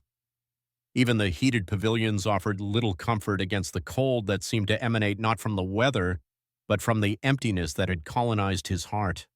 It was on a particularly bitter night in February, nearly 3 months after his family's forced hibernation, that Luo Ji finally opened Ye Wenjie's notebook with the intention of truly understanding rather than merely reading. He had studied the equations before, appreciated their mathematical elegance, even grasped their theoretical implications. But now, sitting alone in his study with rage and loss burning in his chest like twin stars, he began to see the cosmic sociology framework not as an academic exercise, but as a description of reality so fundamental that it might serve as both diagnosis and cure for humanity's predicament. The first axiom seemed almost trivial in its simplicity: survival is the primary need of civilization. But as Luo Ji traced the mathematical relationships that flowed from this basic assumption, he began to understand that survival in a cosmic context meant something far more complex and terrible than mere continued existence. A civilization that revealed its location to the universe wasn't just risking attack, it was violating the fundamental rules that governed all intelligent life. The second axiom provided the mechanism: civilization continuously grows and expands, but the total matter in the universe remains constant. Resources were finite, space was contested, and growth inevitably led to competition. But competition between cosmic civilizations couldn't follow the same patterns as earthly conflicts. When the distance between combatants was measured in light years and the weapons available could sterilize entire solar systems, traditional concepts of warfare became meaningless. Luo Ji worked through Ye Wenjie's calculations with the focused intensity of a man seeking salvation through mathematics. Outside his windows, snow continued to fall on gardens that had once bloomed with life and possibility. Inside, illuminated by the pale glow of his computer screens, he began to construct a mental model of the universe that was both elegantly logical and utterly terrifying. The chain of suspicion was the key insight that transformed cosmic sociology from abstract theory into practical nightmare. Two civilizations encountering each other across interstellar space faced an information problem that had no solution. Each knew that the other existed, but neither could determine the other's intentions with sufficient certainty to risk peaceful contact. Even assuming both civilizations were genuinely peaceful, neither could be certain that the other shared this nature, and each knew that the other faced the same uncertainty. A knows that B knows that A doesn't know what B thinks about A, Luoji murmured to himself, writing the logical progression on a whiteboard that dominated one wall of his study. And B knows that B doesn't know what A thinks about B thinking about A. The chain extended infinitely, creating a paradox of mutual suspicion that no amount of communication could resolve. Time itself worked against trust. Signals between civilizations took years or decades to cross interstellar space, making real-time dialogue impossible. By the time a peaceful message arrived, the civilization that sent it might have developed new weapons, been conquered by internal factions, or simply changed its fundamental nature through technological evolution. But the most terrifying element of cosmic sociology was what Ye Wenjie had called the technological explosion. Civilizations didn't develop at steady, predictable rates. Instead, they experienced sudden, exponential leaps that could transform a primitive species into a galactic superpower within centuries or even decades. The difference in capability between civilizations was unstable. Gaps could close with devastating speed, turning allies into threats and changing the strategic balance of entire regions of space. Luoji stood up from his desk and walked to the window, staring out at the frozen landscape while his mind grappled with the implications of what he was learning. If these principles were correct and the mathematical proof seemed unassailable, then the universe was not the vast, welcoming frontier that humanity had imagined. It was something far more dangerous, a dark forest where every civilization was simultaneously hunter and prey. In a dark forest, he said aloud, his breath fogging the cold glass, the most dangerous thing you can do is make noise. The metaphor crystallized everything Ye Wenjie had been trying to explain. Imagine a forest at night filled with armed hunters who couldn't see each other clearly. Each hunter knew that others were present but couldn't determine their locations, intentions, or capabilities. In such an environment, the first sound you heard from another hunter wouldn't be a greeting, it would be the last sound you ever heard. Civilizations in the universe faced the same predicament, unable to communicate effectively across interstellar distances, unable to trust each other's peaceful intentions, unable to predict technological developments that might shift the balance of power. They were forced to treat every other civilization as a potential threat. The logical response was preemptive elimination. Destroy other civilizations before they could develop the capability to destroy you.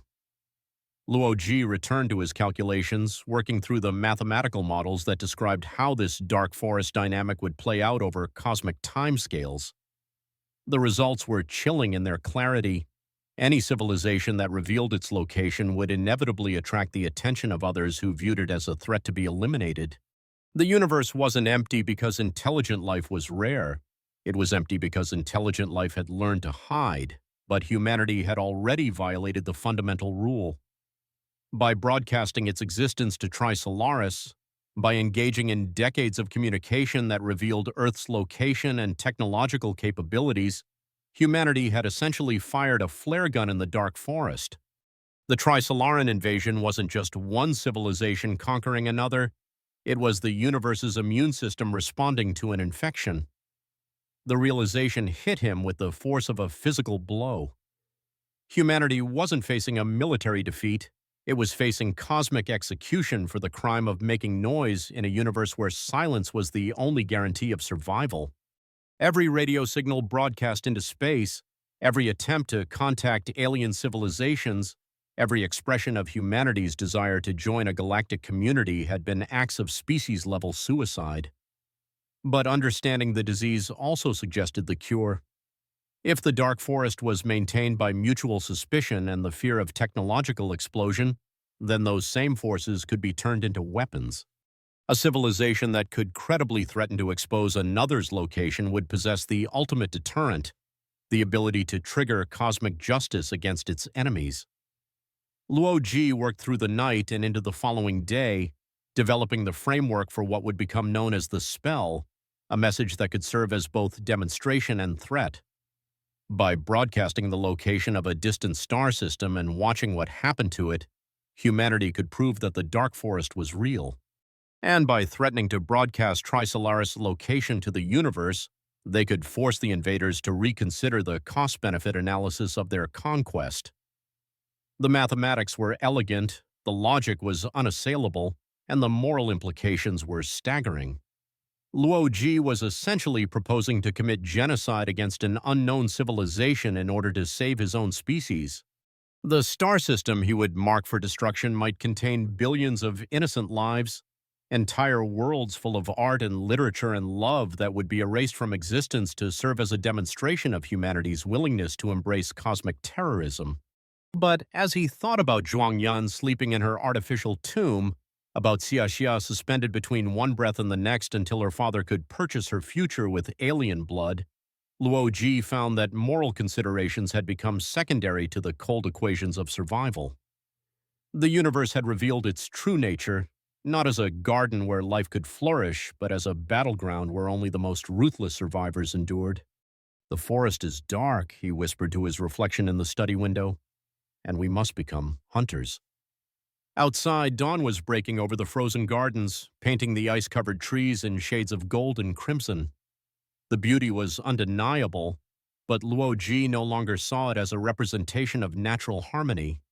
Instead, he saw it as camouflage, the way the universe disguised its true nature behind surfaces that appeared welcoming while concealing the savage competition that governed all existence. He activated his communication system and began composing a message to his research teams, though none of them would understand the true purpose behind his instructions. They would think he was pursuing another academic curiosity, investigating stellar cartography and gravitational wave astronomy for purely theoretical reasons. They wouldn't realize that their work was laying the groundwork for humanity's transformation from cosmic victim to cosmic predator. The Dark Forest had rules, and Luo Ji was about to teach humanity how to play by them. The universe wanted silence. He would give it silence after making sure that everyone understood the price of breaking that silence. The cosmos demanded that civilizations hide in the shadows. He would create shadows so deep that entire star systems could disappear into them. And perhaps if he played the game correctly, he might even find a way to bring his family back from their artificial night into a dawn that he was only beginning to imagine.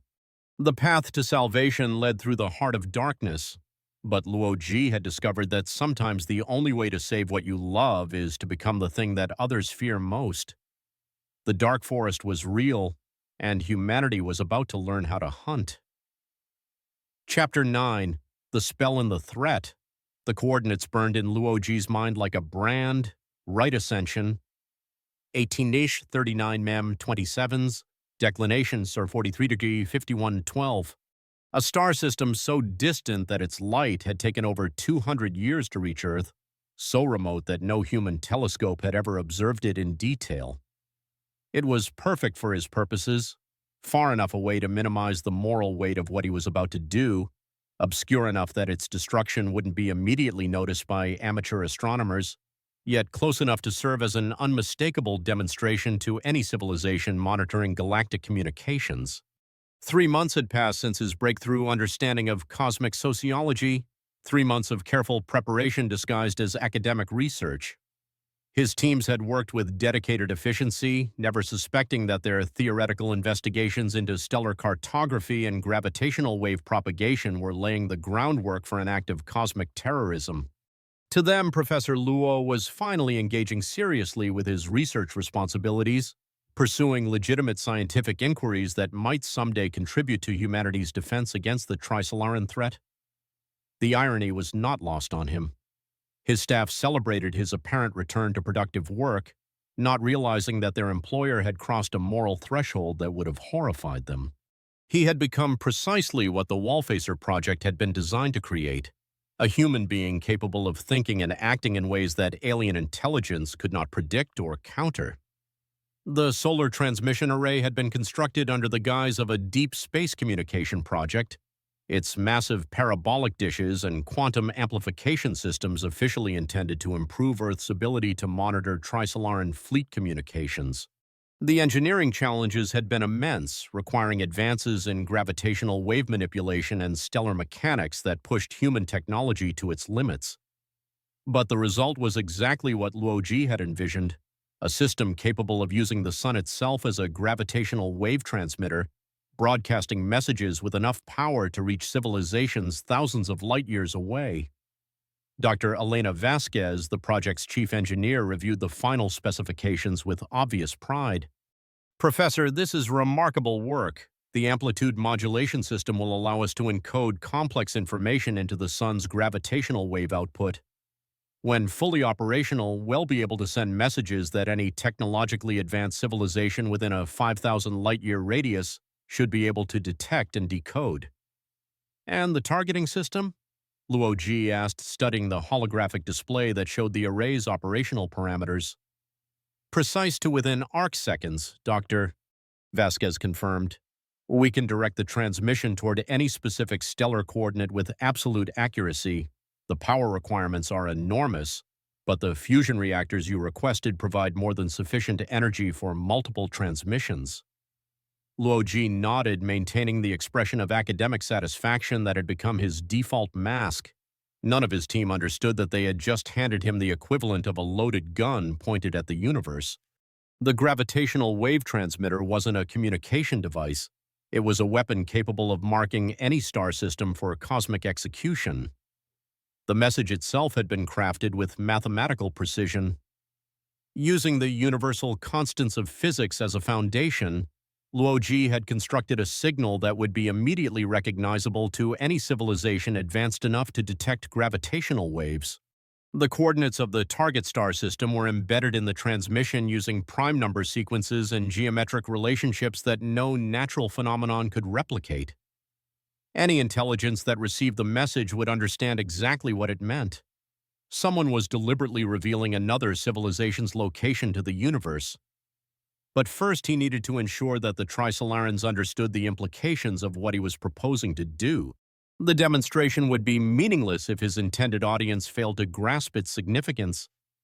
The communication to Trisolaris was transmitted through conventional quantum entanglement channels, ensuring that the Sophons would relay his message immediately to the invasion fleet. Luo Ji had composed it with the same careful precision he had used for the stellar coordinates, every word chosen to convey both scientific accuracy and unmistakable threat. To the Trisolaran Fleet Command, this message serves as notification of a new strategic paradigm in the relationship between our civilizations. Humanity has achieved a comprehensive understanding of cosmic sociology and the principles that govern interactions between intelligent species in the universe. We are prepared to demonstrate this understanding through practical application. At precisely 1547 GMT on June 15th, we will broadcast the coordinates of stellar system HD 64595 to all the civilizations within a 5,000 light-year radius. This transmission will serve as proof that Earth possesses both the capability and willingness to expose the locations of other worlds to cosmic judgment. We recommend that Trisolaran observers monitor this star system carefully over the coming years to verify the effectiveness of our methods. Following this demonstration, similar transmissions regarding the location of the Trisolaran home system will commence unless the invasion fleet immediately alters course and departs our solar system. We estimate that complete sterilization of Trisolaris can be accomplished within 50 to 70 years of initial broadcast, depending on the proximity and technological capabilities of responding civilizations. This is not a negotiation or an appeal for mercy. It is a statement of fact regarding the new strategic reality. Humanity has learned to play by the rules that govern survival in a dark universe. We suggest that Trisolaris consider whether the conquest of Earth is worth the price of cosmic exposure. The choice is yours. Make it wisely. The transmission was sent without ceremony, broadcast into space with the same routine efficiency that characterized all official communications. But Luo Ji knew that within hours, every Sophon in the solar system would be relaying his message to the Trisolaran fleet, where commanders who had spent centuries planning humanity's conquest would suddenly find themselves facing a strategic situation that none of their models had anticipated. The response came more quickly than he had expected.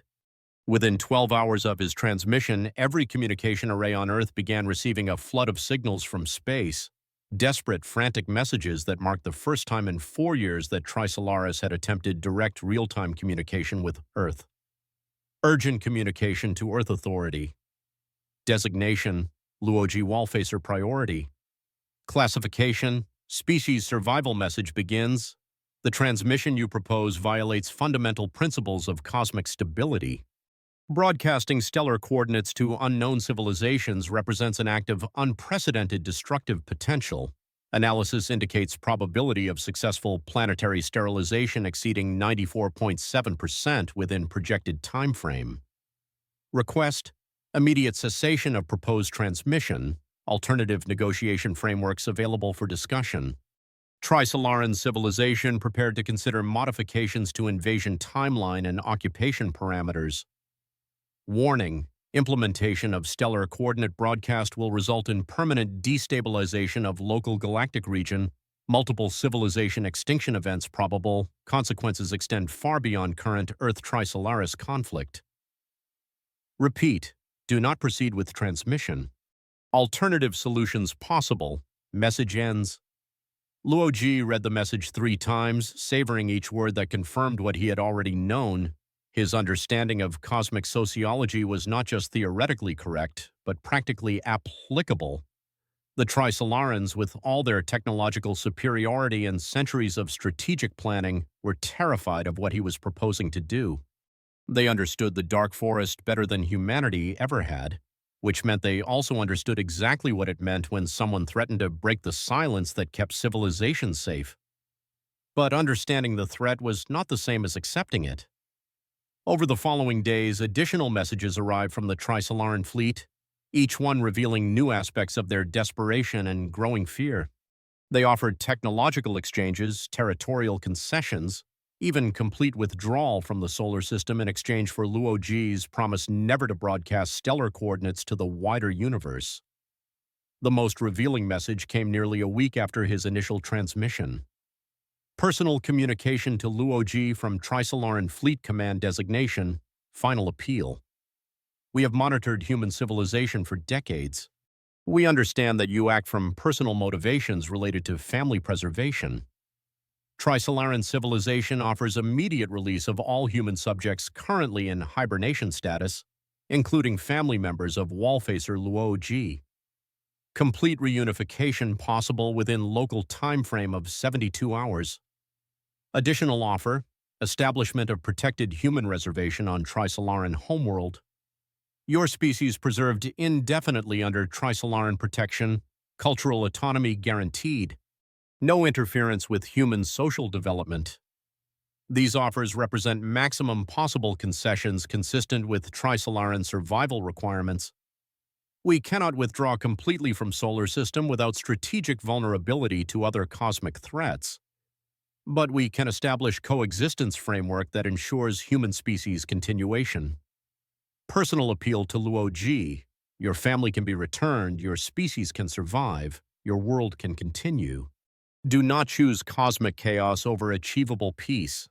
The offer was more generous than anything humanity could have hoped for through conventional negotiation. A reservation on Trisolaris itself would guarantee human survival even if Earth were eventually conquered by other threats.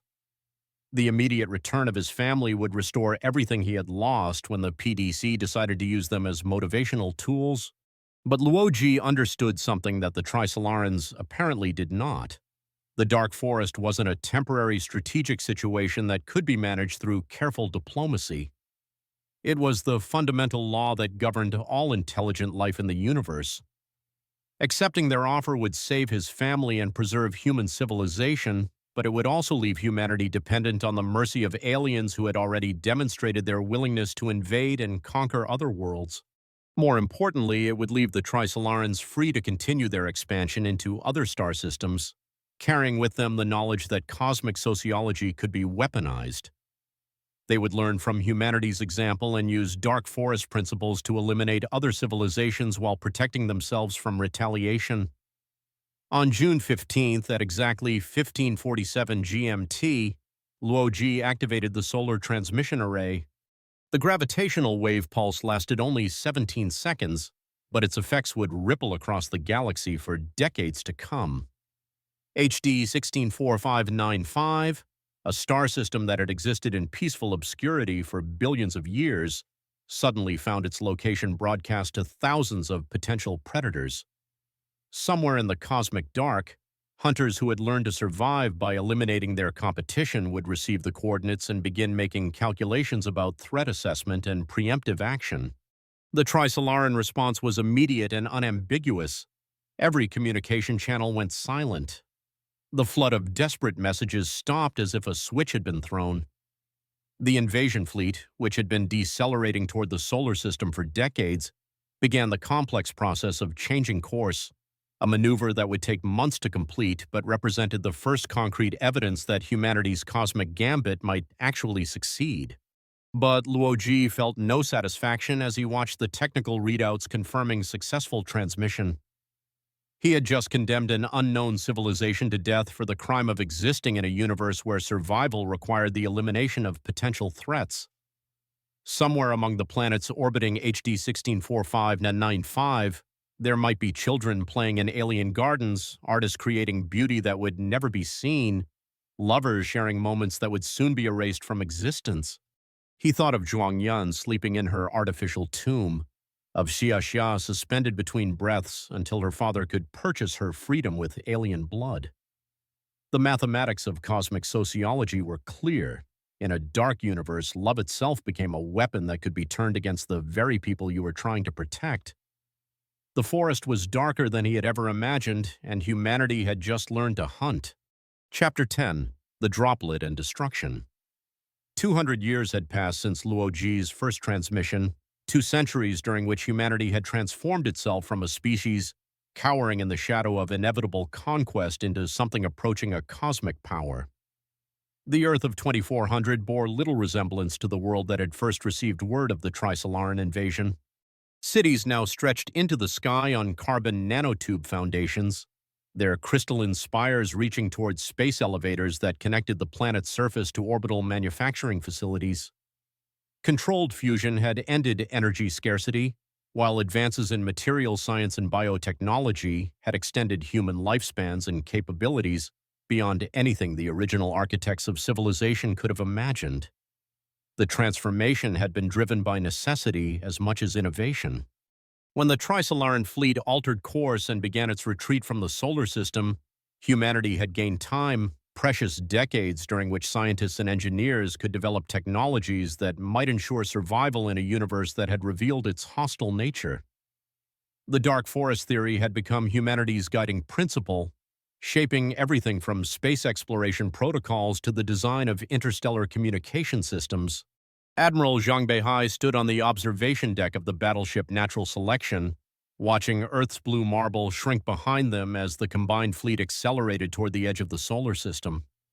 At 55, Zhang had spent his entire career preparing for this moment, the deployment of humanity's space fleet to intercept and destroy the Trisolaran probe that had been detected approaching from the direction of Alpha Centauri.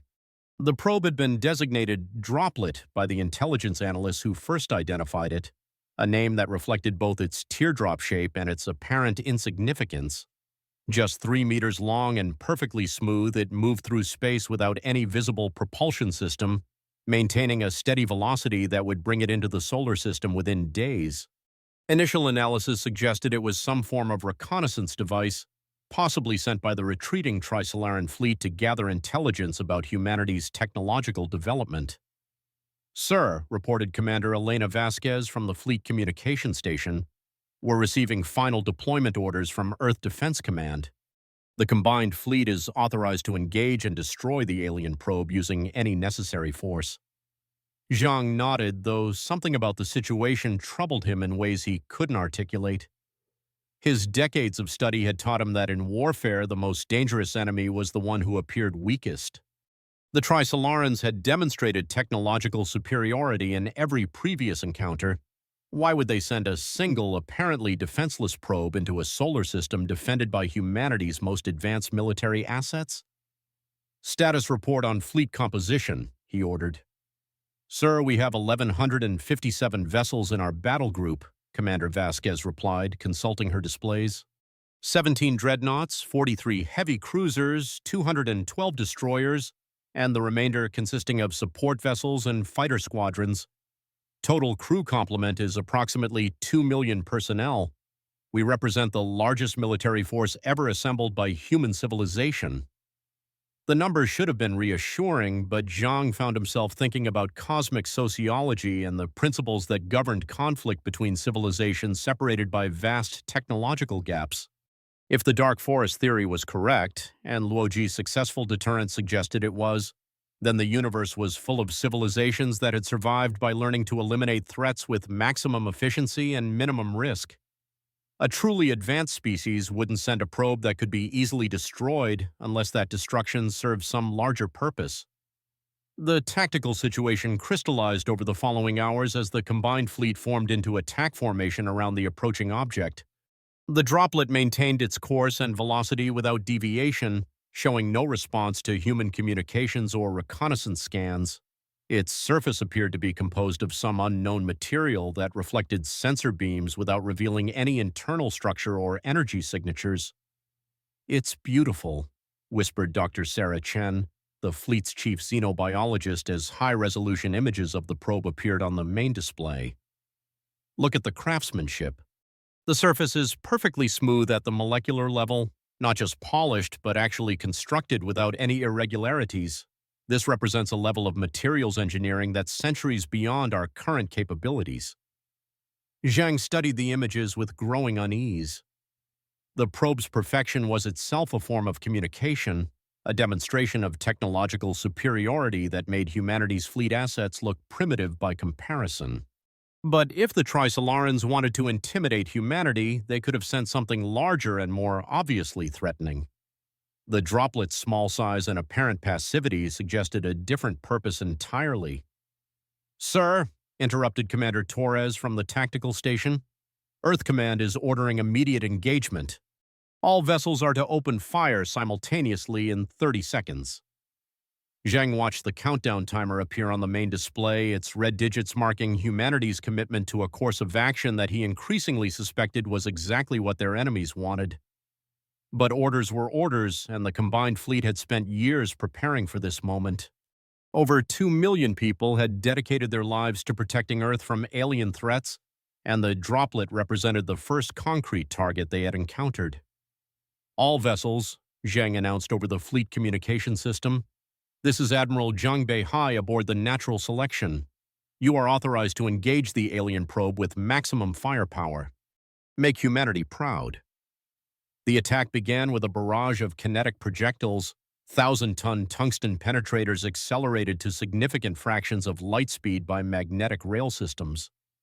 They struck the droplet's surface in perfect synchronization, each impact releasing energy equivalent to nuclear weapons. The space around the probe erupted in brilliant flashes as matter was converted to plasma and radiation.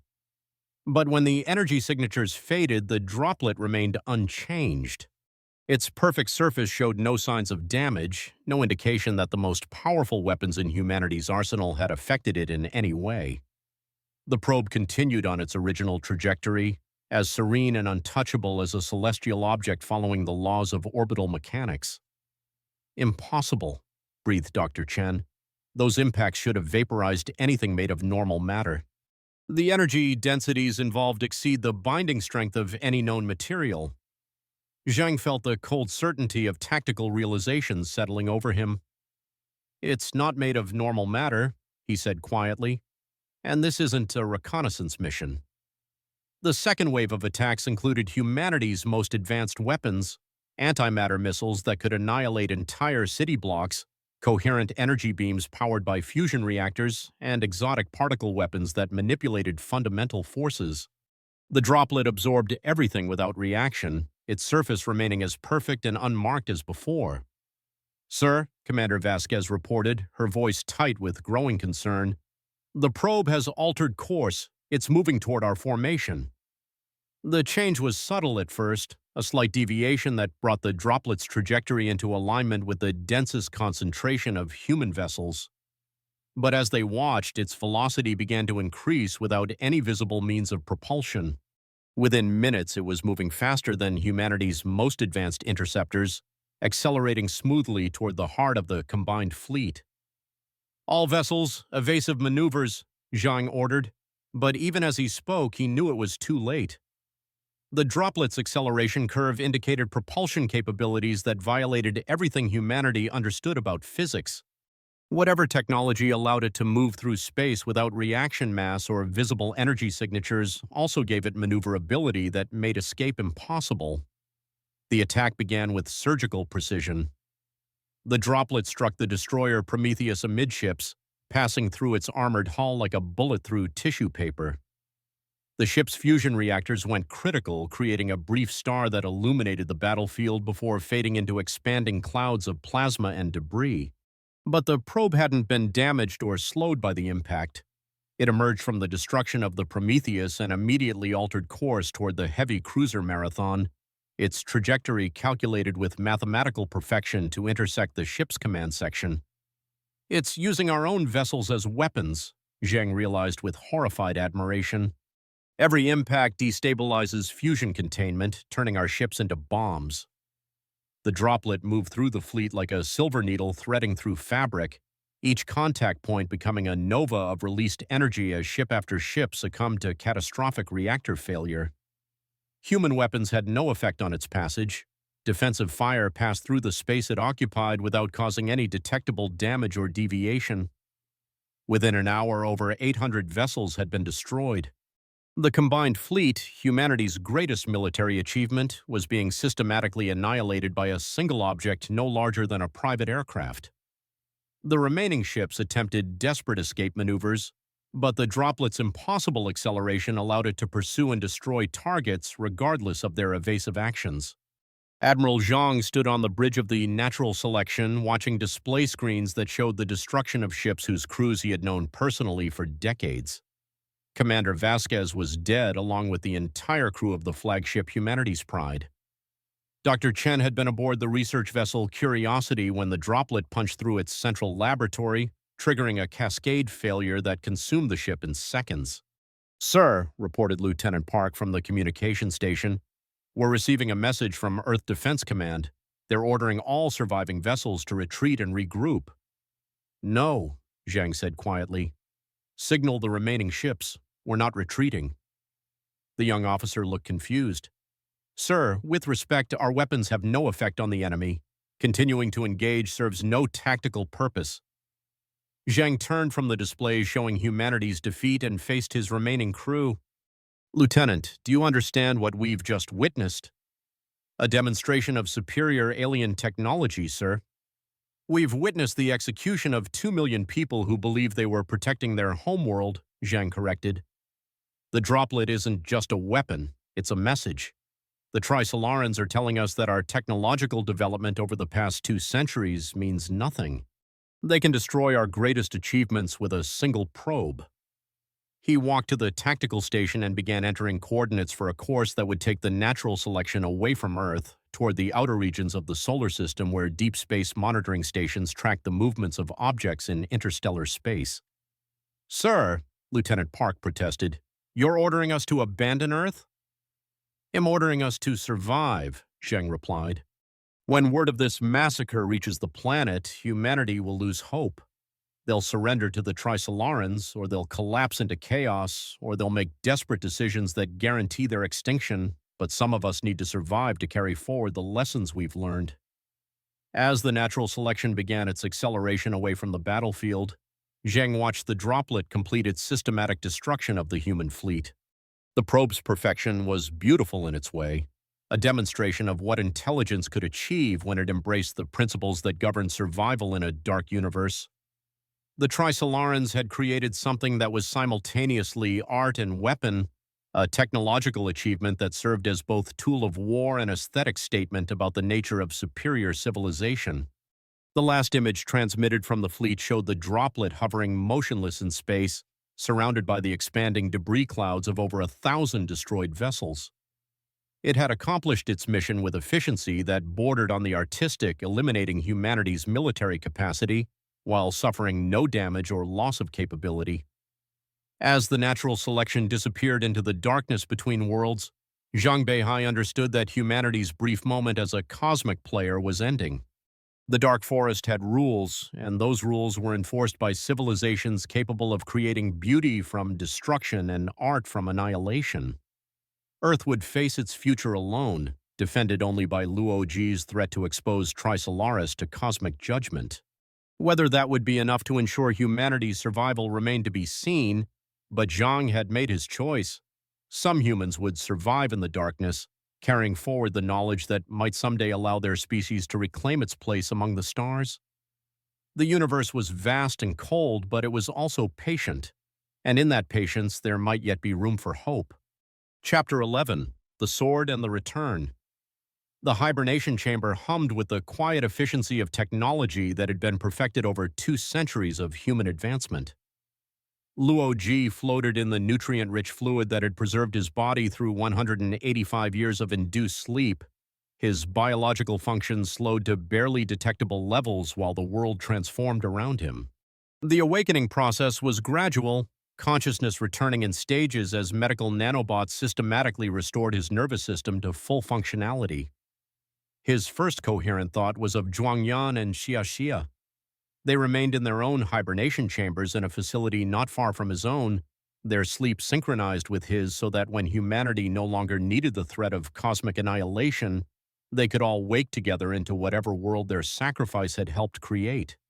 That hope had sustained him through the terrible years following his first transmission to the universe, when the weight of genocidal responsibility had nearly crushed his sanity. "Welcome back, Professor Luo," said a voice he didn't recognize. "I'm Dr. Sarah Martinez, director of the Hibernation Recovery Center. You've been asleep for exactly 185 years, 4 months, and 16 days. Luo Ji's eyes slowly adjusted to the soft lighting of the medical facility, revealing a woman in her 30s wearing the crisp uniform of the Planetary Defense Council. Her face carried the careful expression of someone delivering news that would fundamentally alter the recipient's understanding of their world. "What year is it?" Luo Ji asked, his voice rough from decades of disuse. 2587 by the old calendar, Dr. Martinez replied. Though most people now use the post-crisis dating system, it's been 193 years since the Trisolaran retreat. The words hit him with unexpected force. He had expected to wake into a world that had moved beyond the immediate crisis, but nearly 2 centuries suggested changes so profound that the civilization he had known might no longer exist in any recognizable form. "My family," he said, the words coming out as both question and demand. "Still in hibernation, safe and monitored," Dr. Martinez assured him quickly. "They've been maintained in perfect condition according to your instructions. However, Professor, there have been developments that require your immediate attention." As sensation returned to his limbs, Luo Ji allowed the medical staff to help him from the hibernation chamber and into a wheelchair that would support him during the recovery process. The facility around him was unlike anything from his era. Walls that seemed to pulse with integrated displays, air that carried the subtle sweetness of atmospheric processors, and staff members whose enhanced physiques suggested genetic modifications that had been theoretical when he entered hibernation. "What kind of developments?" he asked as they moved through corridors lined with recovery bays where other hibernation subjects were undergoing revival procedures. "Doctor." Martinez hesitated before responding. 3 days ago, we detected a massive explosion in the HD 164595 system. The star you designated in your first transmission has been completely destroyed, along with all planetary bodies in that system. The energy signature is consistent with relativistic kinetic bombardment. Someone used the star system for target practice. The news should have brought satisfaction, proof that his understanding of cosmic sociology was correct, validation that the dark forest theory could be weaponized to protect humanity. Instead, Luo Ji felt only a hollow emptiness as he contemplated the billions of lives that had been erased to demonstrate a principle he had discovered in theoretical mathematics. And the Trisolaran fleet? Still in retreat, maintaining course away from our solar system, your deterrent has held for nearly 2 centuries. But, Professor, Dr. Martinez paused again, clearly struggling with how to convey information that would be deeply disturbing. The world you're waking into is not the one you left behind. They entered a briefing room where holographic displays showed Earth as it existed in 2587. The planet was barely recognizable.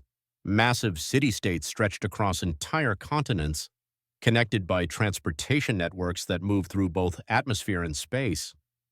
Population centers floated in the oceans and hung suspended in orbital rings that encircled the globe like artificial moons. 11 billion people, Dr. Martinez explained, gesturing to population statistics that scrolled past in real time. The technological advances triggered by the Trisolaran crisis created an era of unprecedented growth and development. We've eliminated scarcity, extended human lifespans to over 300 years, and developed space-based manufacturing that can produce entire cities in a matter of decades. But other displays showed darker statistics: social stratification indices, psychological stability measurements, and cultural cohesion metrics that painted a picture of a civilization in crisis despite its material achievements. The problem, Dr. Martinez continued, is that we've lost our sense of purpose. The Trisolaran threat provided humanity with a unifying challenge that drove innovation and cooperation for generations. But as the immediate danger faded into historical memory, society began to fragment. We have everything we need for physical survival, but we've forgotten why survival matters. Luo Ji studied the social analysis data, recognizing patterns that reminded him of civilizations he had read about in history, societies that had achieved material perfection but lost the spiritual and intellectual foundations that gave life meaning. What about the Wallfacer project? Surely the PDC has maintained some strategic oversight. The Wallfacer project was officially discontinued 150 years ago, Dr. Martinez replied. The PDC determined that your deterrent system was sufficient to maintain security without ongoing strategic development. Most people today view the Trisolaran invasion as ancient history, no more relevant to their daily lives than the Mongol conquests or the Black Death. The implications were staggering. Humanity had achieved safety through the threat of cosmic terrorism, but that safety had bred complacency and eventual stagnation. The Dark Forest deterrent required constant vigilance and moral commitment from someone willing to trigger galactic genocide if necessary. Without that commitment, the entire system would collapse the moment Trisolaris tested humanity's resolve. Why was I awakened now? Luo Ji asked, though he suspected he already knew the answer. Martinez activated a new display showing deep space monitoring data from the past week. Because yesterday we detected 3 more objects approaching the solar system from the direction of Alpha Centauri. They're moving at significant fractions of light speed and will arrive within 18 months. Initial analysis suggests they're similar to the droplet that destroyed our fleet 2 centuries ago. The tactical situation crystallized in Luo Ji's mind with terrifying clarity. The Trisolarans had waited nearly 2 centuries for humanity to grow complacent, for the generation that remembered the Dark Forest to die off and be replaced by people who viewed cosmic threats as theoretical abstractions. Now they were testing humanity's resolve with a probe force designed to determine whether Earth still possessed the will to trigger galactic destruction. What's the current status of the solar transmission array? He asked. Maintained, but not operational, Dr. Martinez admitted. The facility has been preserved as a historical monument, but most of the technical staff retired or died decades ago. Reactivating the system would require several months of preparation, assuming we can locate personnel with the necessary expertise. Luo Ji felt the weight of cosmic responsibility settling on his shoulders once again. He was the only person alive who truly understood both the technical requirements of the deterrent system and the moral calculus that made its use possible. The civilization that had awakened him was materially advanced but spiritually unprepared for the choices that survival in a dark universe demanded. I need to see the current political leadership, he said, and I need immediate access to all records related to the Trisolaran situation over the past 2 centuries. Professor, Dr. Martinez said carefully, you should understand that your status in the current world is complicated. Most historians regard you as either a brilliant strategist who saved humanity or a war criminal who weaponized genocide. The debate over your legacy has been raging for generations. The irony was not lost on him. He had become a mythological figure while sleeping through the consequences of his actions, simultaneously savior and monster depending on who was evaluating his choices. But mythology was a luxury that humanity could no longer afford. The Dark Forest was real, the Trisolarans were testing their defenses, and someone had to be willing to make the terrible choices that cosmic survival demanded.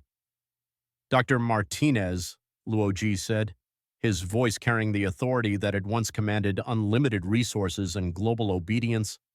I don't care about my legacy. I care about whether humanity will survive the next 18 months. If these new probes are what I think they are, we have very little time to prepare for decisions that will determine whether our species has a future. As they prepared to transport him to the current seat of global government, Luoji found himself thinking about Zhuangyan and Xiaxia, still sleeping in their preservation chambers. He had awakened into a world that had forgotten the price of safety, populated by people who had never faced the choice between personal morality and species survival. The sword of Damocles that he had hung over Trisolaris was still in place, but the hand that held it had grown weak with comfort and complacency. Soon, very soon, humanity would discover whether they still possessed the will to be monsters in service of their own continuation. The Dark Forest was stirring again, and Luoji was the only hunter who remembered how to aim in the cosmic dark. Chapter 12. Light in the Dark Forest. The cemetery where it all began was much smaller now, dwarfed by the towering crystal spires of New Beijing that stretched into the stratosphere like frozen lightning. But the old section where Ye Wenjie's father lay buried remained unchanged, a pocket of ancient stone and weathered monuments preserved by historical protection laws. It was here that Luoji had come to dig what he believed would be his own grave, just as his understanding of the universe's true nature had been born among these silent witnesses to human mortality. The shovel felt heavy in his hands after nearly 2 centuries of hibernation, his muscles still recovering from the long sleep that had carried him across the generations. Each thrust into the earth sent tremors through his aging frame, but he continued with methodical determination. If humanity lacked the will to maintain the cosmic deterrent that had protected them for 200 years, then at least one person would make the final sacrifice necessary to ensure their survival. 3 months had passed since his awakening, 3 months of frustrating attempts to convince a complacent civilization that their paradise was built on foundations as fragile as morning mist. The Global Council had listened to his warnings with polite attention, before concluding that the approaching Trisolaran probes represented at most a minor security concern. The solar transmission array remained inactive, its technical staff reassigned to more productive projects now that the Trisolaran threat was considered a relic of the past. You are right, old friend, Luoji said quietly to the grave marker bearing Ye Wenjie's name, erected decades after her death to honor the woman whose equations had revealed the universe's darkest secret. They can't see the forest for the trees. 2 centuries of peace have made them forget that survival requires vigilance. The 3 Trisolaran probes would arrive within days, and preliminary scans suggested they were even more advanced than the original droplet. Humanity's current space defense consisted of automated monitoring stations and a handful of patrol vessels, laughably inadequate against technology that could treat human civilization as an inconvenient obstacle to be cleared away. But Luoji had spent his months of freedom preparing for this moment. Hidden beneath the cemetery lay a network of gravitational wave transmitters, disguised as geological survey equipment and powered by microfusion cells that would operate for centuries without maintenance. It was his final gift to humanity, a dead man switch that would trigger automatically if his vital signs ceased, broadcasting not just Trisolaris coordinates but detailed information about their technology, biology, and strategic capabilities to every listening civilization within 1,000 light-years. The Snow Project had been his public proposal, a plan to create detection grids around the sun using precisely positioned hydrogen bombs that could be detonated to reveal approaching objects through their gravitational effects. The Global Council had dismissed it as unnecessarily expensive and provocative, failing to understand that the bomb's real purpose was not detection but communication. Each device contained the gravitational wave transmission equipment necessary to turn the entire solar system into a cosmic broadcasting station. As he dug deeper into the Earth, Luoji felt the weight of 2 centuries pressing down on him. The world had moved on while he slept, developing technologies and social structures that made his era seem primitive by comparison. But they had also lost something essential, the understanding that in a universe governed by dark forest principles, eternal vigilance was the price of continued existence. His wrist display chimed softly, indicating an incoming message from the Deep Space Monitoring Network. The Trisolaran probes had entered the outer solar system and were accelerating toward Earth with the same inexorable precision that had characterized the droplets attack centuries earlier. Humanity's automated defenses were already proving useless. The probes moved through defensive grids as if they didn't exist, their perfect surfaces absorbing or deflecting every form of energy humanity could bring to bear. "Professor Luoji?" came a voice from behind him. He turned to see Dr. Sarah Martinez approaching through the cemetery grounds, her face grave with the knowledge of impending catastrophe. "The Global Council has requested your immediate consultation.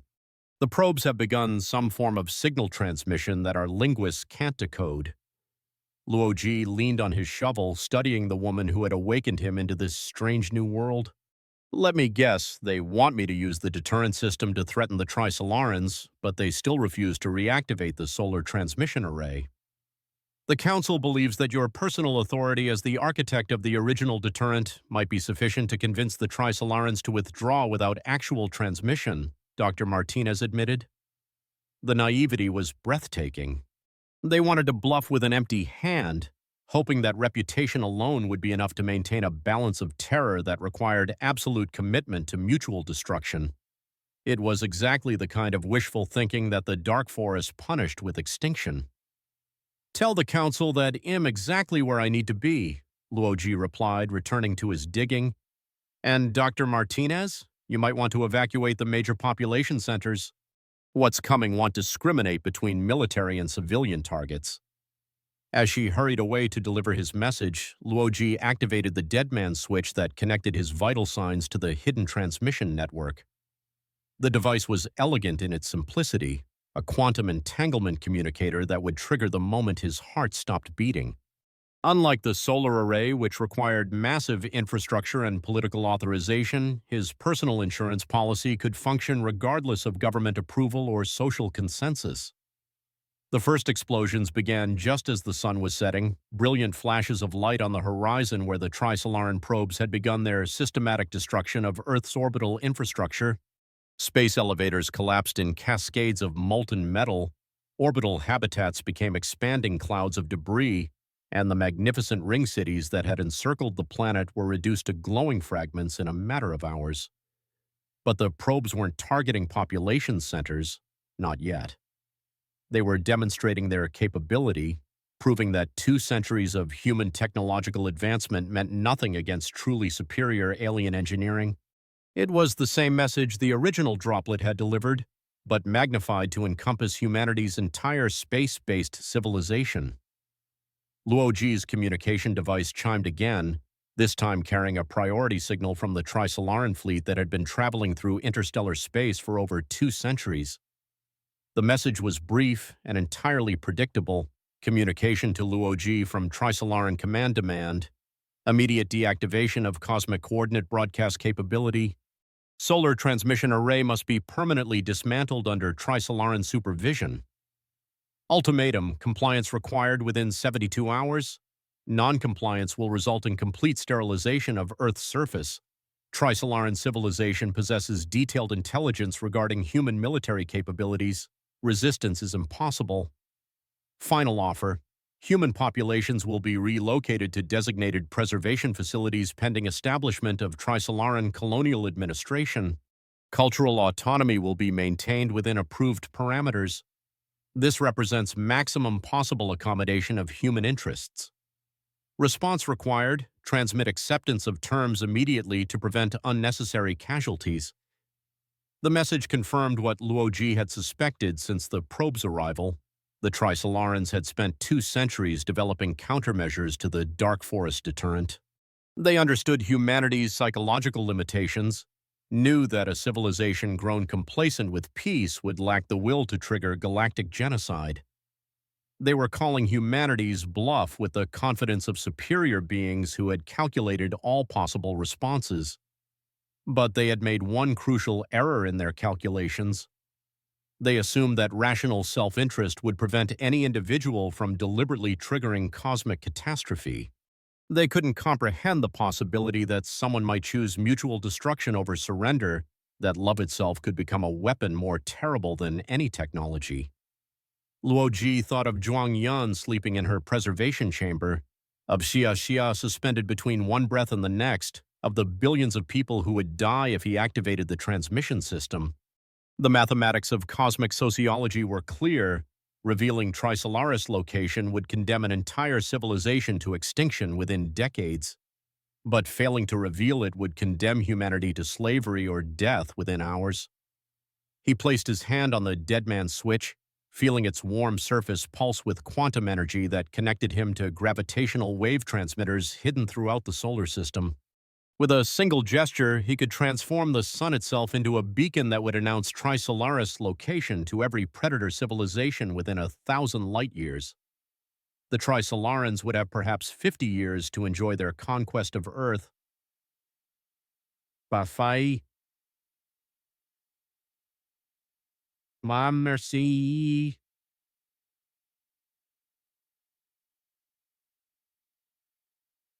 Os.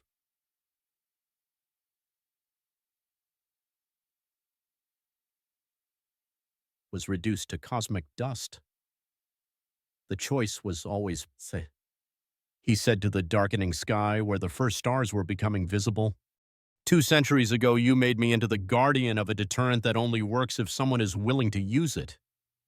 You made me into a monster, and now you're surprised that monsters make monstrous choices. His communication device activated automatically, broadcasting his final message to both Earth and the Trisolaran fleet. Attention, Trisolaran Command. Your ultimatum is rejected. Any further hostile action against Earth will result in immediate transmission of Trisolaran stellar coordinates to all monitoring civilizations within broadcast range. You have precisely 1 hour to begin withdrawal procedures.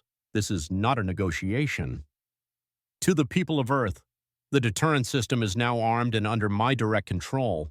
Our survival depends on Trisolaran belief that we are capable of mutual destruction. Do not attempt to interfere with my position or disable the transmission equipment. The price of your safety is my willingness to become the destroyer of worlds. To Zhuang Yan and Xia. Xia, I promised you that love could survive in a dark universe. This is how that promise is kept, by accepting that sometimes love requires us to become the darkness itself. The response came within minutes. Every Trisolaran probe in the solar system simultaneously altered course, beginning the long journey back toward interstellar space.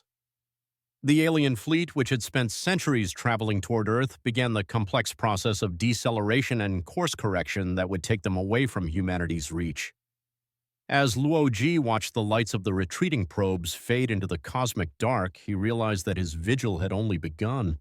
Someone would always have to stand guard in the cemetery of civilizations, ready to trigger the final transmission that would drag humanity's enemies into the cosmic grave. The Dark Forest demanded eternal vigilance, and he was its appointed guardian. Years passed, decades. Luoji aged alone in his cemetery, tending the graves of the dead while protecting the sleep of the living. Eventually, humanity would develop new technologies, new strategies for survival in a hostile universe.